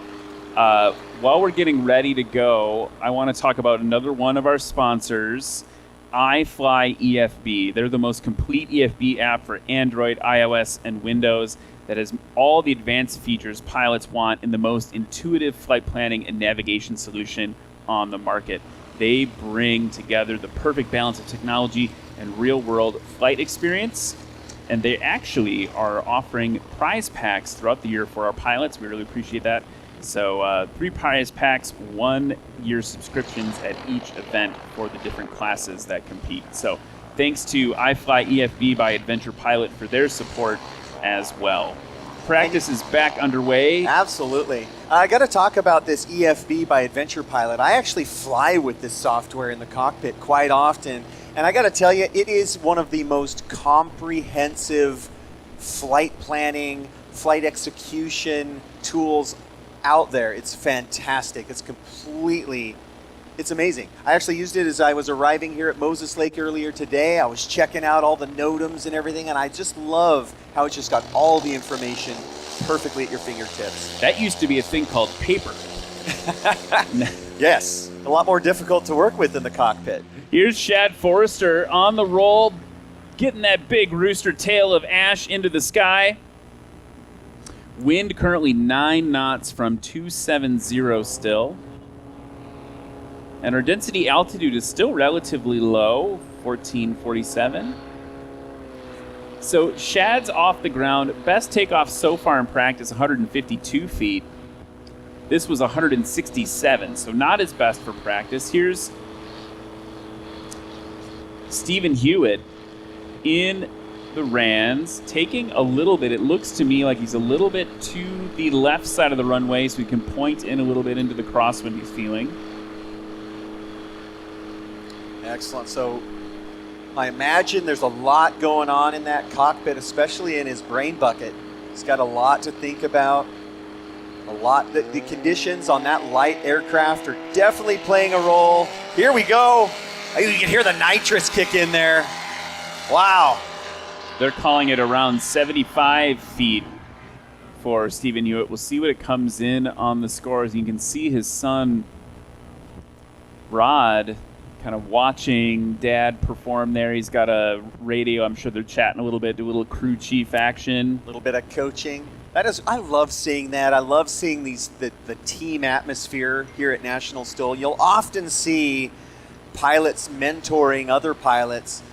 And in this case, it's a family affair, which I just love to see. I imagine that, I have hopes in my future that my kids will get out there. They're all still in their teens, so we have a few years to work on that. But man, I'm just watching what I want right here. This is awesome. Here's the 12. Here's the jump up. Oh, yeah, you did it. You started it. I didn't. I'm sure I've heard it somewhere else. I'm not taking Mike, credit. You're not taking credit for that. Mike Council off into the wild blue yonder. Look at just seeing the mountains off in the distance there. So beautiful. Yeah, I long for the mountains. That's honestly, I can't say it enough. That's why I love this stuff so much. Is I just imagine, this afternoon flying out with Jughead and Mike.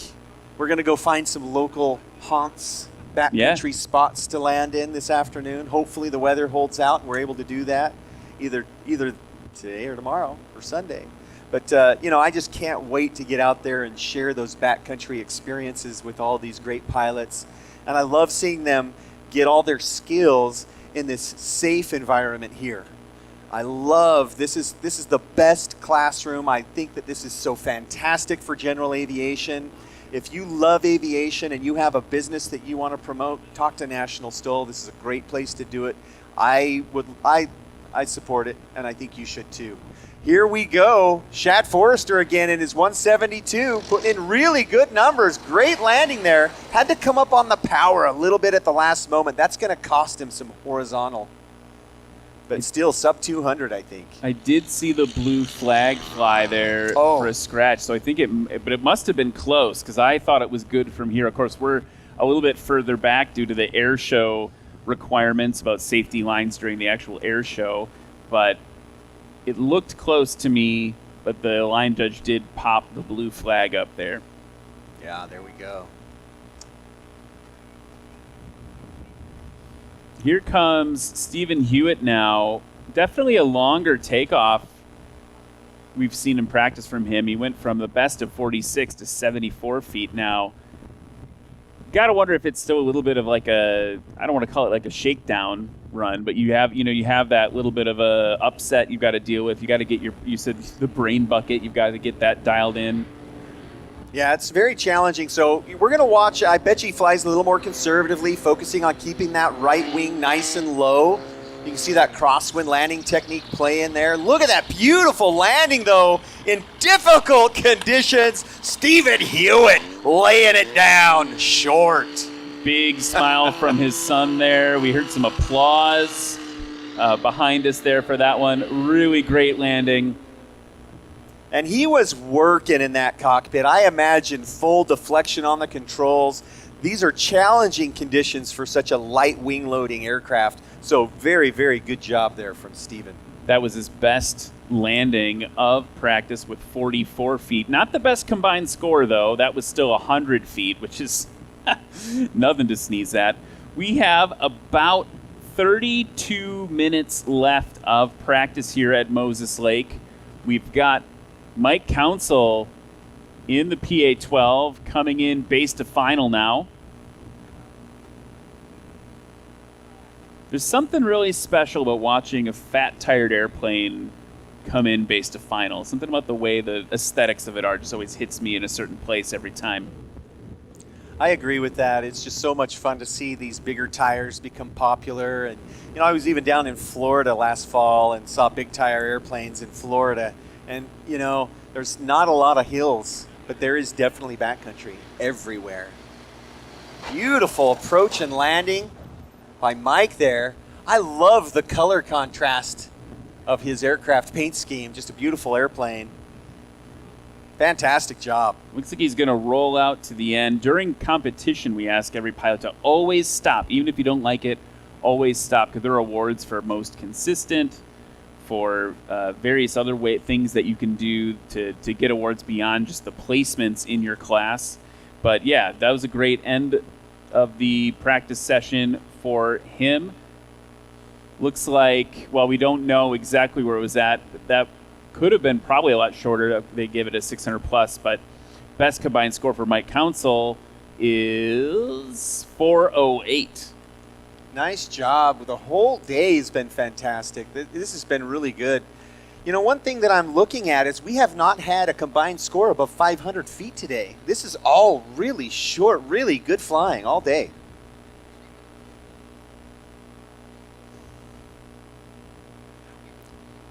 Getting ready for the next session of practice here as we wrap things up.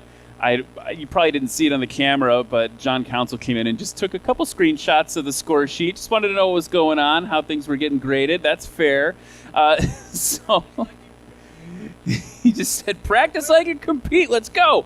I want to give a couple other shout-outs. We talked about Legendary Aviation Coffee Company and iFly EFB that provide prize packages to our competing pilots, but also Lift Aviation provides prize packages. They have great helmets they make that are up for grabs. And then if you watch the Legend aircraft pilots, they have a pair of gold shoes that they trade off depending on who's in the lead between them. That's Lift Aviation. AeroLED and Sarasota Avionics also providing prize considerations for pilots this year.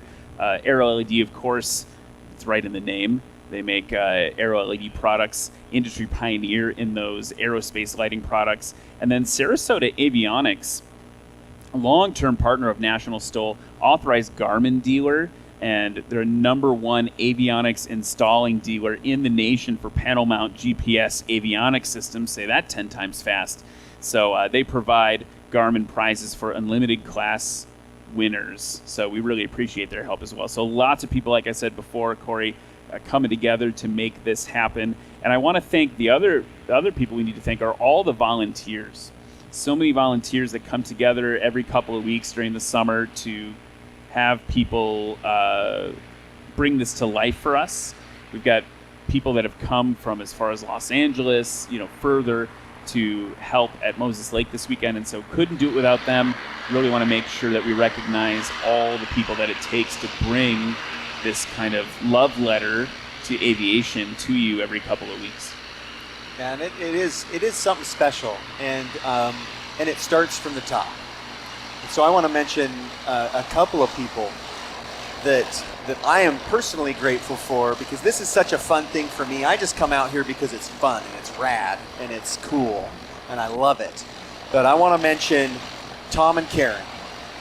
They've been running National STOL since the very beginning, the co-founders of the event, and they have worked tirelessly to not only bring this to you in person, but also do magical things, make the investments, make the tough decisions to bring it to the world live via the internet.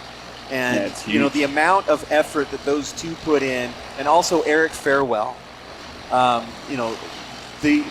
owners of National STOL have such a passion for this that it's palatable, and everybody can see the results of it. And it is just so fantastic to see that. It's very heartwarming. From my perspective, as just a fan of all this stuff, I just am so grateful for that. So thank you to the trio. I don't know what you call them otherwise, but for all the work that they put in. And it's not just at the events, it's all the work that's put in between the events, all the conference calls that start in December for the shows that start in April. Right. It just really goes on year round, and it's fantastic, and I'm just truly grateful for the contribution they bring to aviation as a whole. And honestly, I think that aviation is so important to the future of humanity. I think it's the cutting edge of science and innovation. It's mankind going out and reaching for the things that haven't been reached for before, and I think that's awesome. Speaking of awesome, Ryan, what have you been up to when you're not doing National STOL? Let's tell the audience a little bit about what you've got going on. I would love to, but I need to talk about the awesome people out there who are getting ready to go. We got to squeeze in some more practice. So we have just taxied out there some really big competitive aircraft getting ready to practice. We have a RANS S-21 that's back on the line, that blue and white and silver aircraft. That's piloted by Mike Babcock, 2022 RANS S-21 from Lakeside, Oregon. And then also on the line there is John Smith, another one of our sport class competitors in that 2024 Just Aircraft Super STOL, all the way from Missouri. So that's incredible. A nice trip up here for John Smith. You're going to see him fly in that Just Aircraft Super STOL. And then look who's back. It's the Angry Kitten 11, piloted by Rod Hewitt. So, father has handed the keys over to his son. He's checking the flaps and everything right now. That's Rod Hewitt in the blue and yellow Rands S7. So that's going to round out the last bit of practice. Why do they call it the sport class, Ryan? That is a great question. So I'll tell you what I think. I think it's because it's sporty. These are the performers. Well, yeah, that's the. I was about to go waxing poetic about gross weights and competitive analysis that National STOL does, but in the end, it's just so much fun. To me, this is the fun class. This is not the Unlimiteds where everything's so serious. These guys are flying around with giant grins on their face, and this is what it's all about. The lightweight sport planes. These are the planes you're going to take out and you're going to treat them like your aerial dirt bike, and you're going to go fly the Oahes, you're going to fly the Cascades, you're going to go down the Columbia River Gorge, you're going to go in Nevada, you're going to go in the Midwest. You're going to tear up the skies with this fun airplane. And so these are the airplanes that you want to own if you don't own an airplane, because these are the fun ones.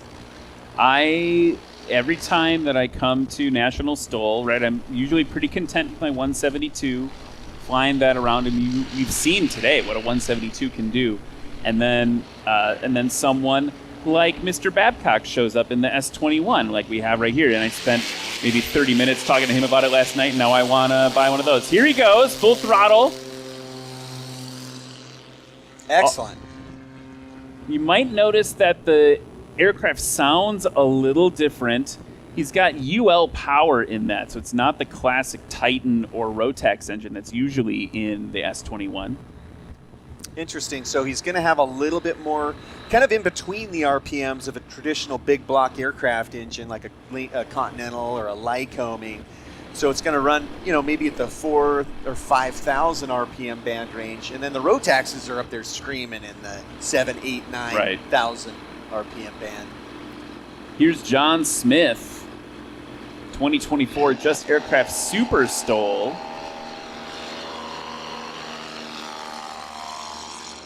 Just floating into the sky, around 125 feet is what the judges are pointing at right now.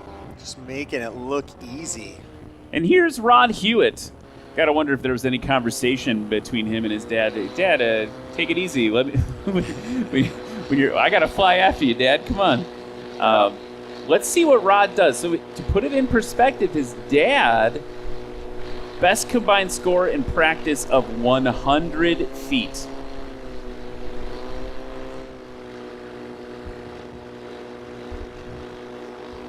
Rod's holding at the line now.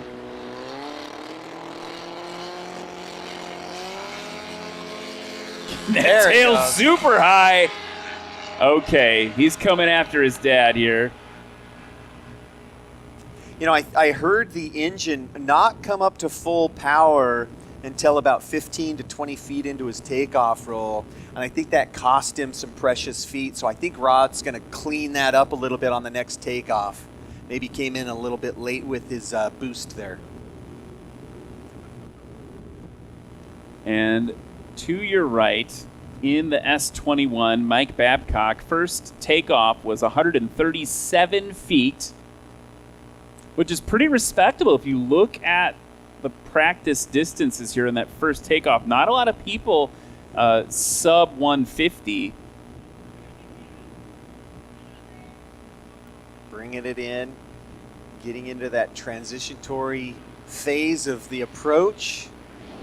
Tail getting close. Beautiful landing there. Good over the line. Oh, he's got to get it stopped, though. He's got to get it stopped for them to be able to read it. In a normal competition, they would be waiting for him to stop to score it. He didn't fully stop there. The other cool thing, you called this out before, Corey, was we saw he added that burst of power, and then we don't normally get this. We had a visual representation of that burst of power behind him about a second or two later. John Smith high on the base to final turn.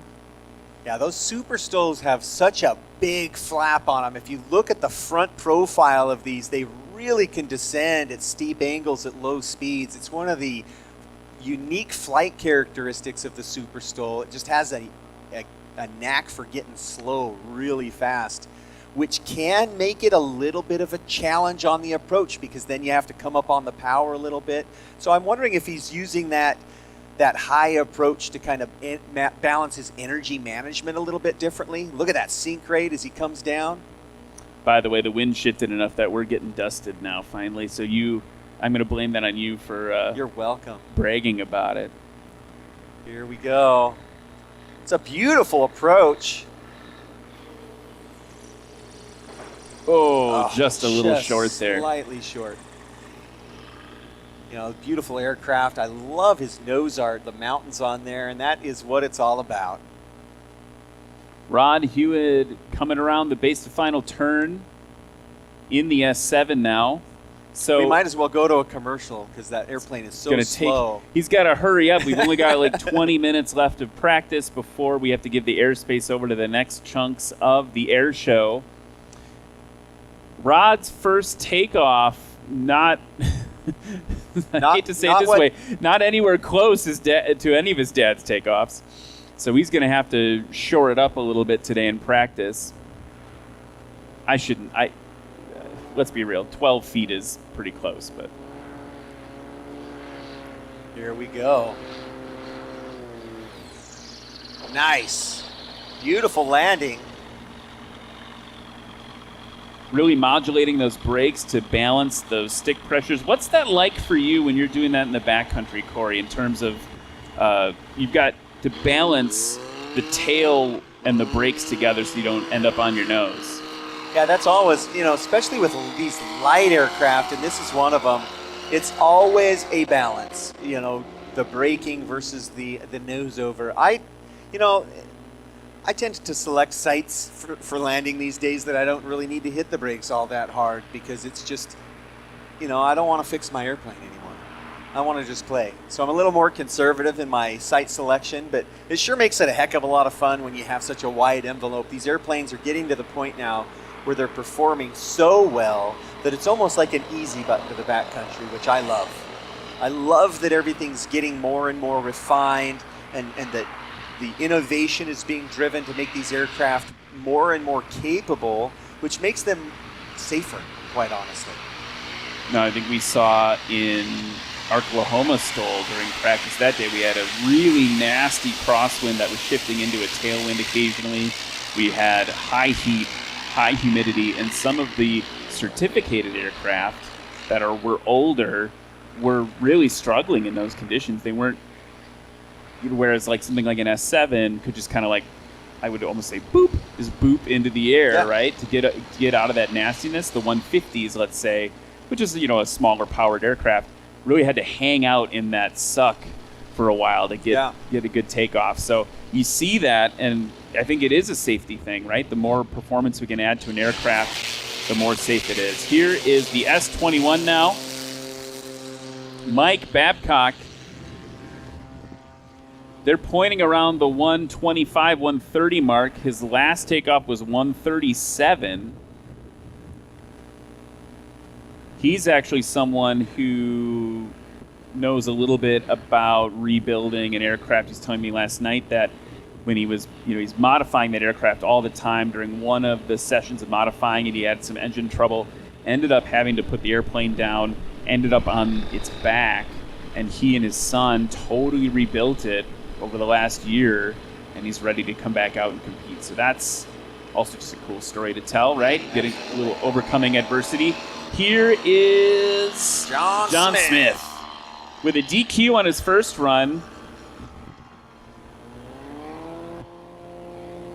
I can only hear the announcers. I can't hear you. 15 minutes and change left in practice as Rod Hewitt taxis up, grabbing as much of that crosswind that we're starting to see develop on the nose by shifting over to the left side of the runway.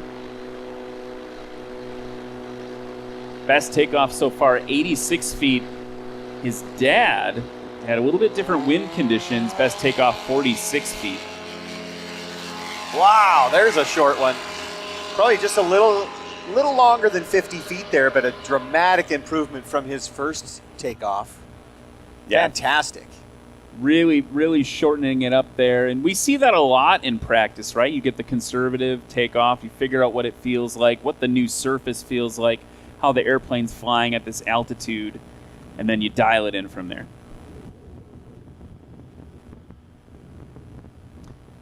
Mike Babcock turning base to final now.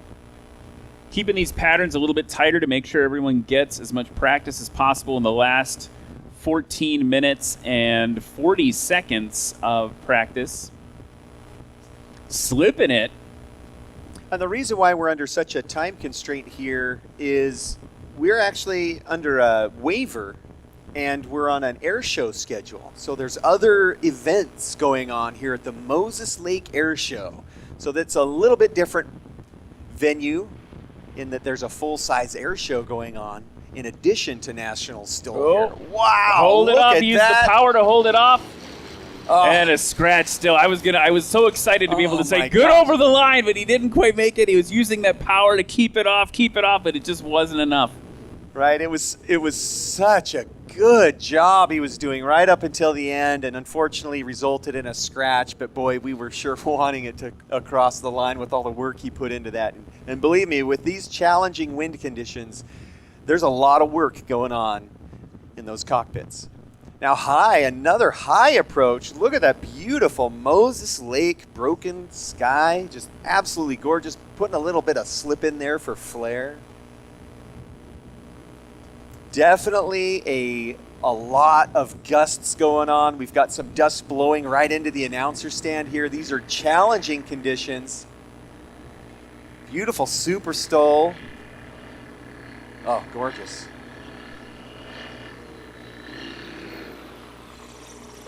Good over the line. Saw that tail wheel almost touch before the line. Again, that's just fine.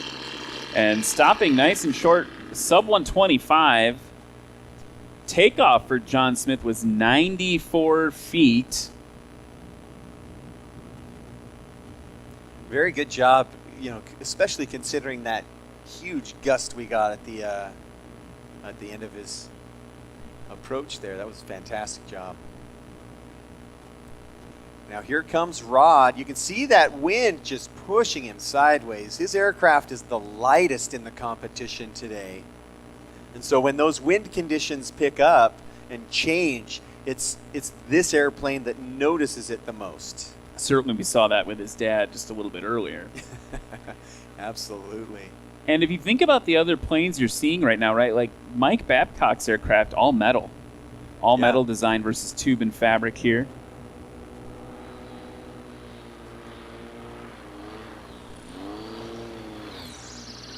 Nice. The blue flag came up, but look at how short that would have been. That would have been right around 50 feet. He couldn't have been before the line by more than a few inches or a foot. It's hard to tell from here. We can go to the replay here. Yeah, that was absolutely fantastic. Unfortunately, just shy of the line. He'll get that dialed in, I think, for the performance tomorrow. Oh, literally about a wheel length before the line. So really close one for Rod there. I like how he stayed in competition mode and got it stopped. His braking action was absolutely on point. He's just got to get that over the line, and he's got himself a fantastic competition landing.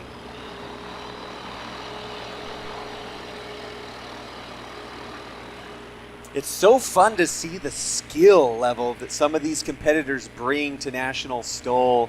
It's just so much fun to watch these guys work it all out in all these diverse conditions. And I've seen Rod perform, the first time I saw him, we were in the Midwest at Sodbusters in very, very high humidity, high temperatures.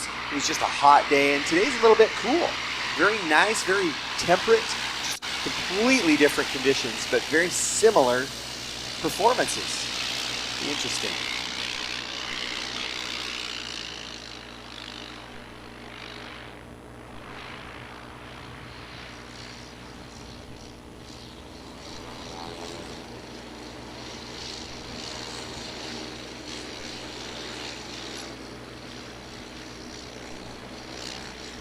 So as we finish up practice here, we've got about 10 minutes and 15 seconds left. Probably good enough for one more run with these three competitors.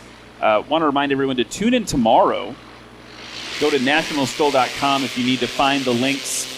Facebook, YouTube, that whole thing. There goes Mike Babcock in the S21. Kind of stuck to the ground that time. If you're on the East Coast tomorrow, we start at about 11 a.m. If you're on the West Coast, 8 a.m. Good job with the mental math. Yeah, 8 a.m. tomorrow Pacific time. Just trying to make everybody welcome. Everyone knows. And if you're in Mountain or Central, figure it out on your own. Just add or subtract 1 to whatever Corey said. No, 8 a.m. Pacific time tomorrow. NationalStol.com. Check it out. We can't wait to have you. Lots of fun ways to participate. You can get on the socials, chat with us during the competition. And also you can go to nationalstol.com/vote to vote for your favorite pilot. Here's John Smith. There we go. Okay. They're pointing at like 99, 98. Nice. That was fantastic. I think any Super STOL that's able to take off sub 100 is fantastic. They're not necessarily known for short takeoffs. Their landings are what they're known for. Those big giant shocks that go all the way up to the wing. Just a fun. They can do the jughead plop. Yeah, they sure could. It's fun to watch. Here we go. Look at that cant angle. That is perfectly legal in National STOL, but you do have to keep it on the course.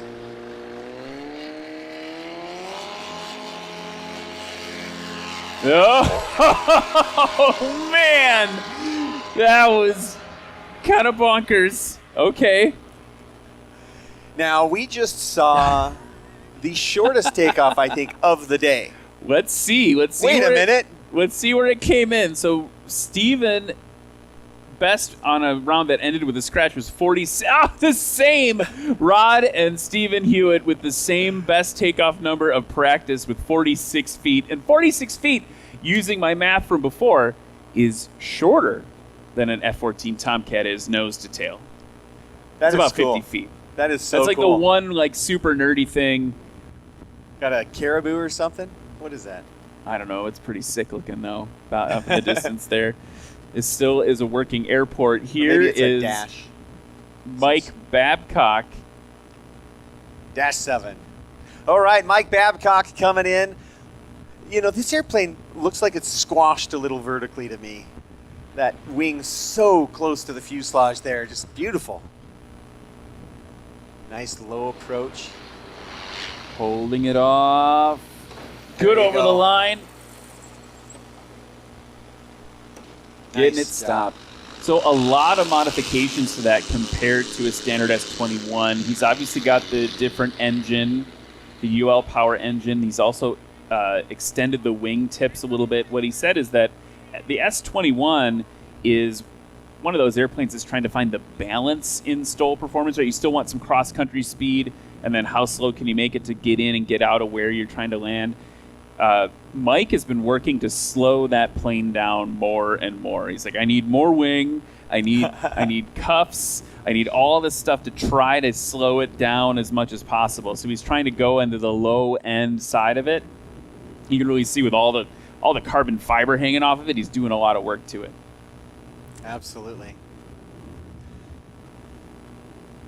John Smith, those big gear legs that Corey mentioned earlier, just hanging out in the wind. So the advantage, if you're a Super STOL pilot, that you have is you have more ability to put more energy into the ground if you can get your landing to work that way. Absolutely. They have those big shocks on there that have air in there, and they dampen they take so much punishment out of that landing. Really, it's an airframe saver. You know, the Super STOL, I've seen these guys taxi across big, giant rocks, 1 foot, 2 foot rocks, just crazy on some rock bars. They're a fun airplane. Here we go. Good job in his energy management this time. The conditions seem to calm down a little bit for that approach, I would say. Kissing the volcanic ash there. Beautiful job. John Smith's takeoff that round, 96 feet. So not his best. His best was 94 on the previous run, but let's see what the landing does to the score. His best combined score, 217, just dropped down to 203. So an improvement on the landing for sure. Here's Rod Hewitt now with that 46-foot takeoff. What's he going to do with it in the landing? I imagine this is going to be something that's discussed over the dinner table. Okay. Short landings. Corey, we could have a tie between father and son here, depending how that shakes out. Yeah, we have, I mean, was he shorter than 50 feet there? Oh, no, just a little bit over. It is going to be way close. He beat Dad by 1 foot. So the best combined score for Rod Hewitt, 99 feet. And Stephen Hewitt with his best combined score of practice at 100 feet. And Stephen he turned to the booth and he was thumbs down. He was booing his son. I love to see it. You want to submit for a challenge on that score, sir? 1 foot. By 1 separates foot father between and son. the two. And what a way to wrap up practice here at Moses Lake. I cannot wait. So there's 2 things I'm excited for tomorrow. Well, I'm excited for a lot of things. But 2 stories that are emerging today is we have the father-son battle between Stephen Hewitt and Rod Hewitt there. And that is going to be amazing to watch. Literally separated by a foot like we just mentioned. And then, of course, watch for John Council, Tegan LaPointe, and Alan Hewitt to battle it out in their class, because that, I believe, is anyone's game tomorrow and Sunday.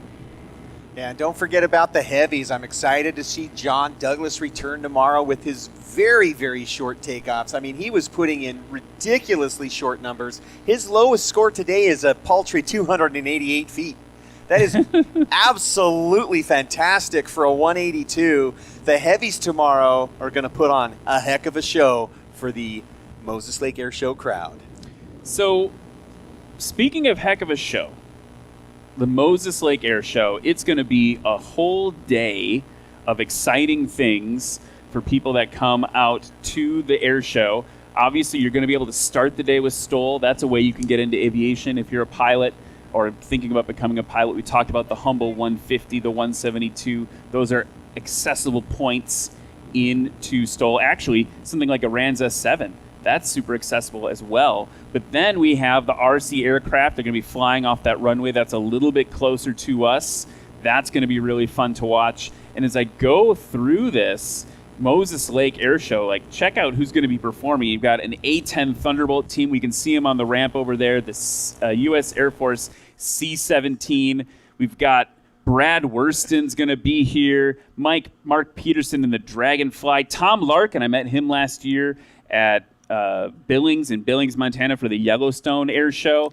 And he's got a mini jet, little Sonic's mini jet air show action. And then John Melby in Fear Boss. Talking about bringing the energy, we got Melby in the house. That's going to be fun. And that's just the beginning.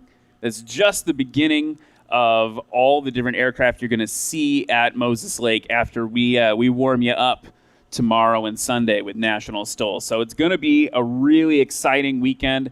It's going to be sporty. I think the winds are forecast to be a little bit higher, but we're going to have an absolute great weekend. And thank you so much to everyone who's joined us this morning for a little practice action. You got a little taste of what it's going to be like. And speaking of, I think that's a C-17 out there, taxiing or rolling out, maybe just arrived for the show. So they're all starting to roll in here at Moses Lake. Corey, any closing thoughts for you as we think about what's going to happen here this weekend? You know, as I think about all the fun aviation events going across the country this weekend, the place to be is Moses Lake, Washington. So come on out, join us online and in person, and we'll see you tomorrow. Yeah, we'll see you. Let's close practice. We'll need a little practice with my speaking. Red leather, yellow leather. Red. I can't even do that red right leather. now. Rubber baby buggy bumpers. There, I got that one out. Okay, everyone. I'm Ryan Dombrowski. I'm Corey Robin. Thank you so much for tuning in. We'll see you tomorrow, 8 a.m. Pacific. It's good to be with you, brother. Yeah, it's good to be with you, man. What's up, Av Geeks and Stole Freaks? Welcome to Lone Star Stole here in beautiful Sulphur Springs, Texas. It's Luke Spore, everybody, 2019 American Legend Aircraft MOAC.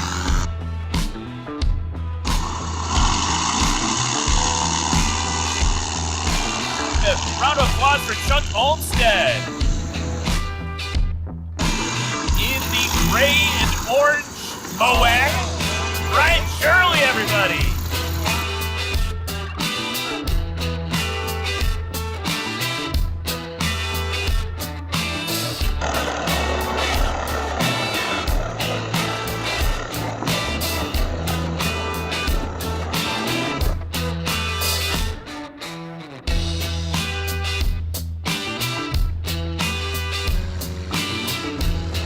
Give a round of applause for Brian Steck.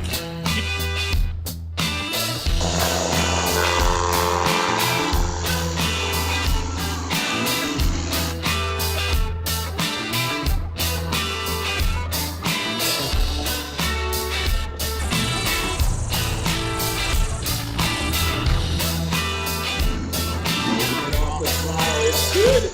Excellent.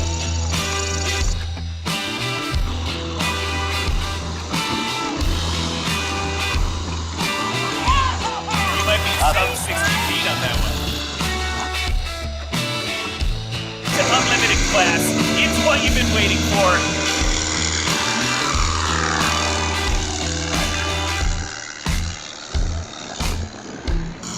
That's right, the Beast Mode MOAC, Colin Geneva.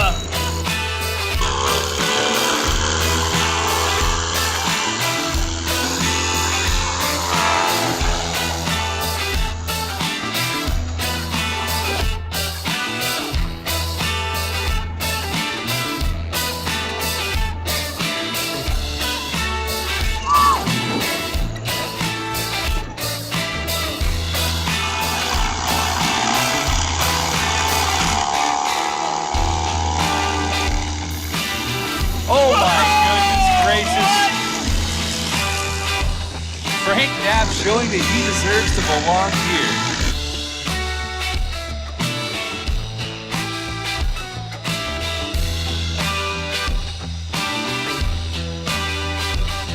Whoa, that was legendary.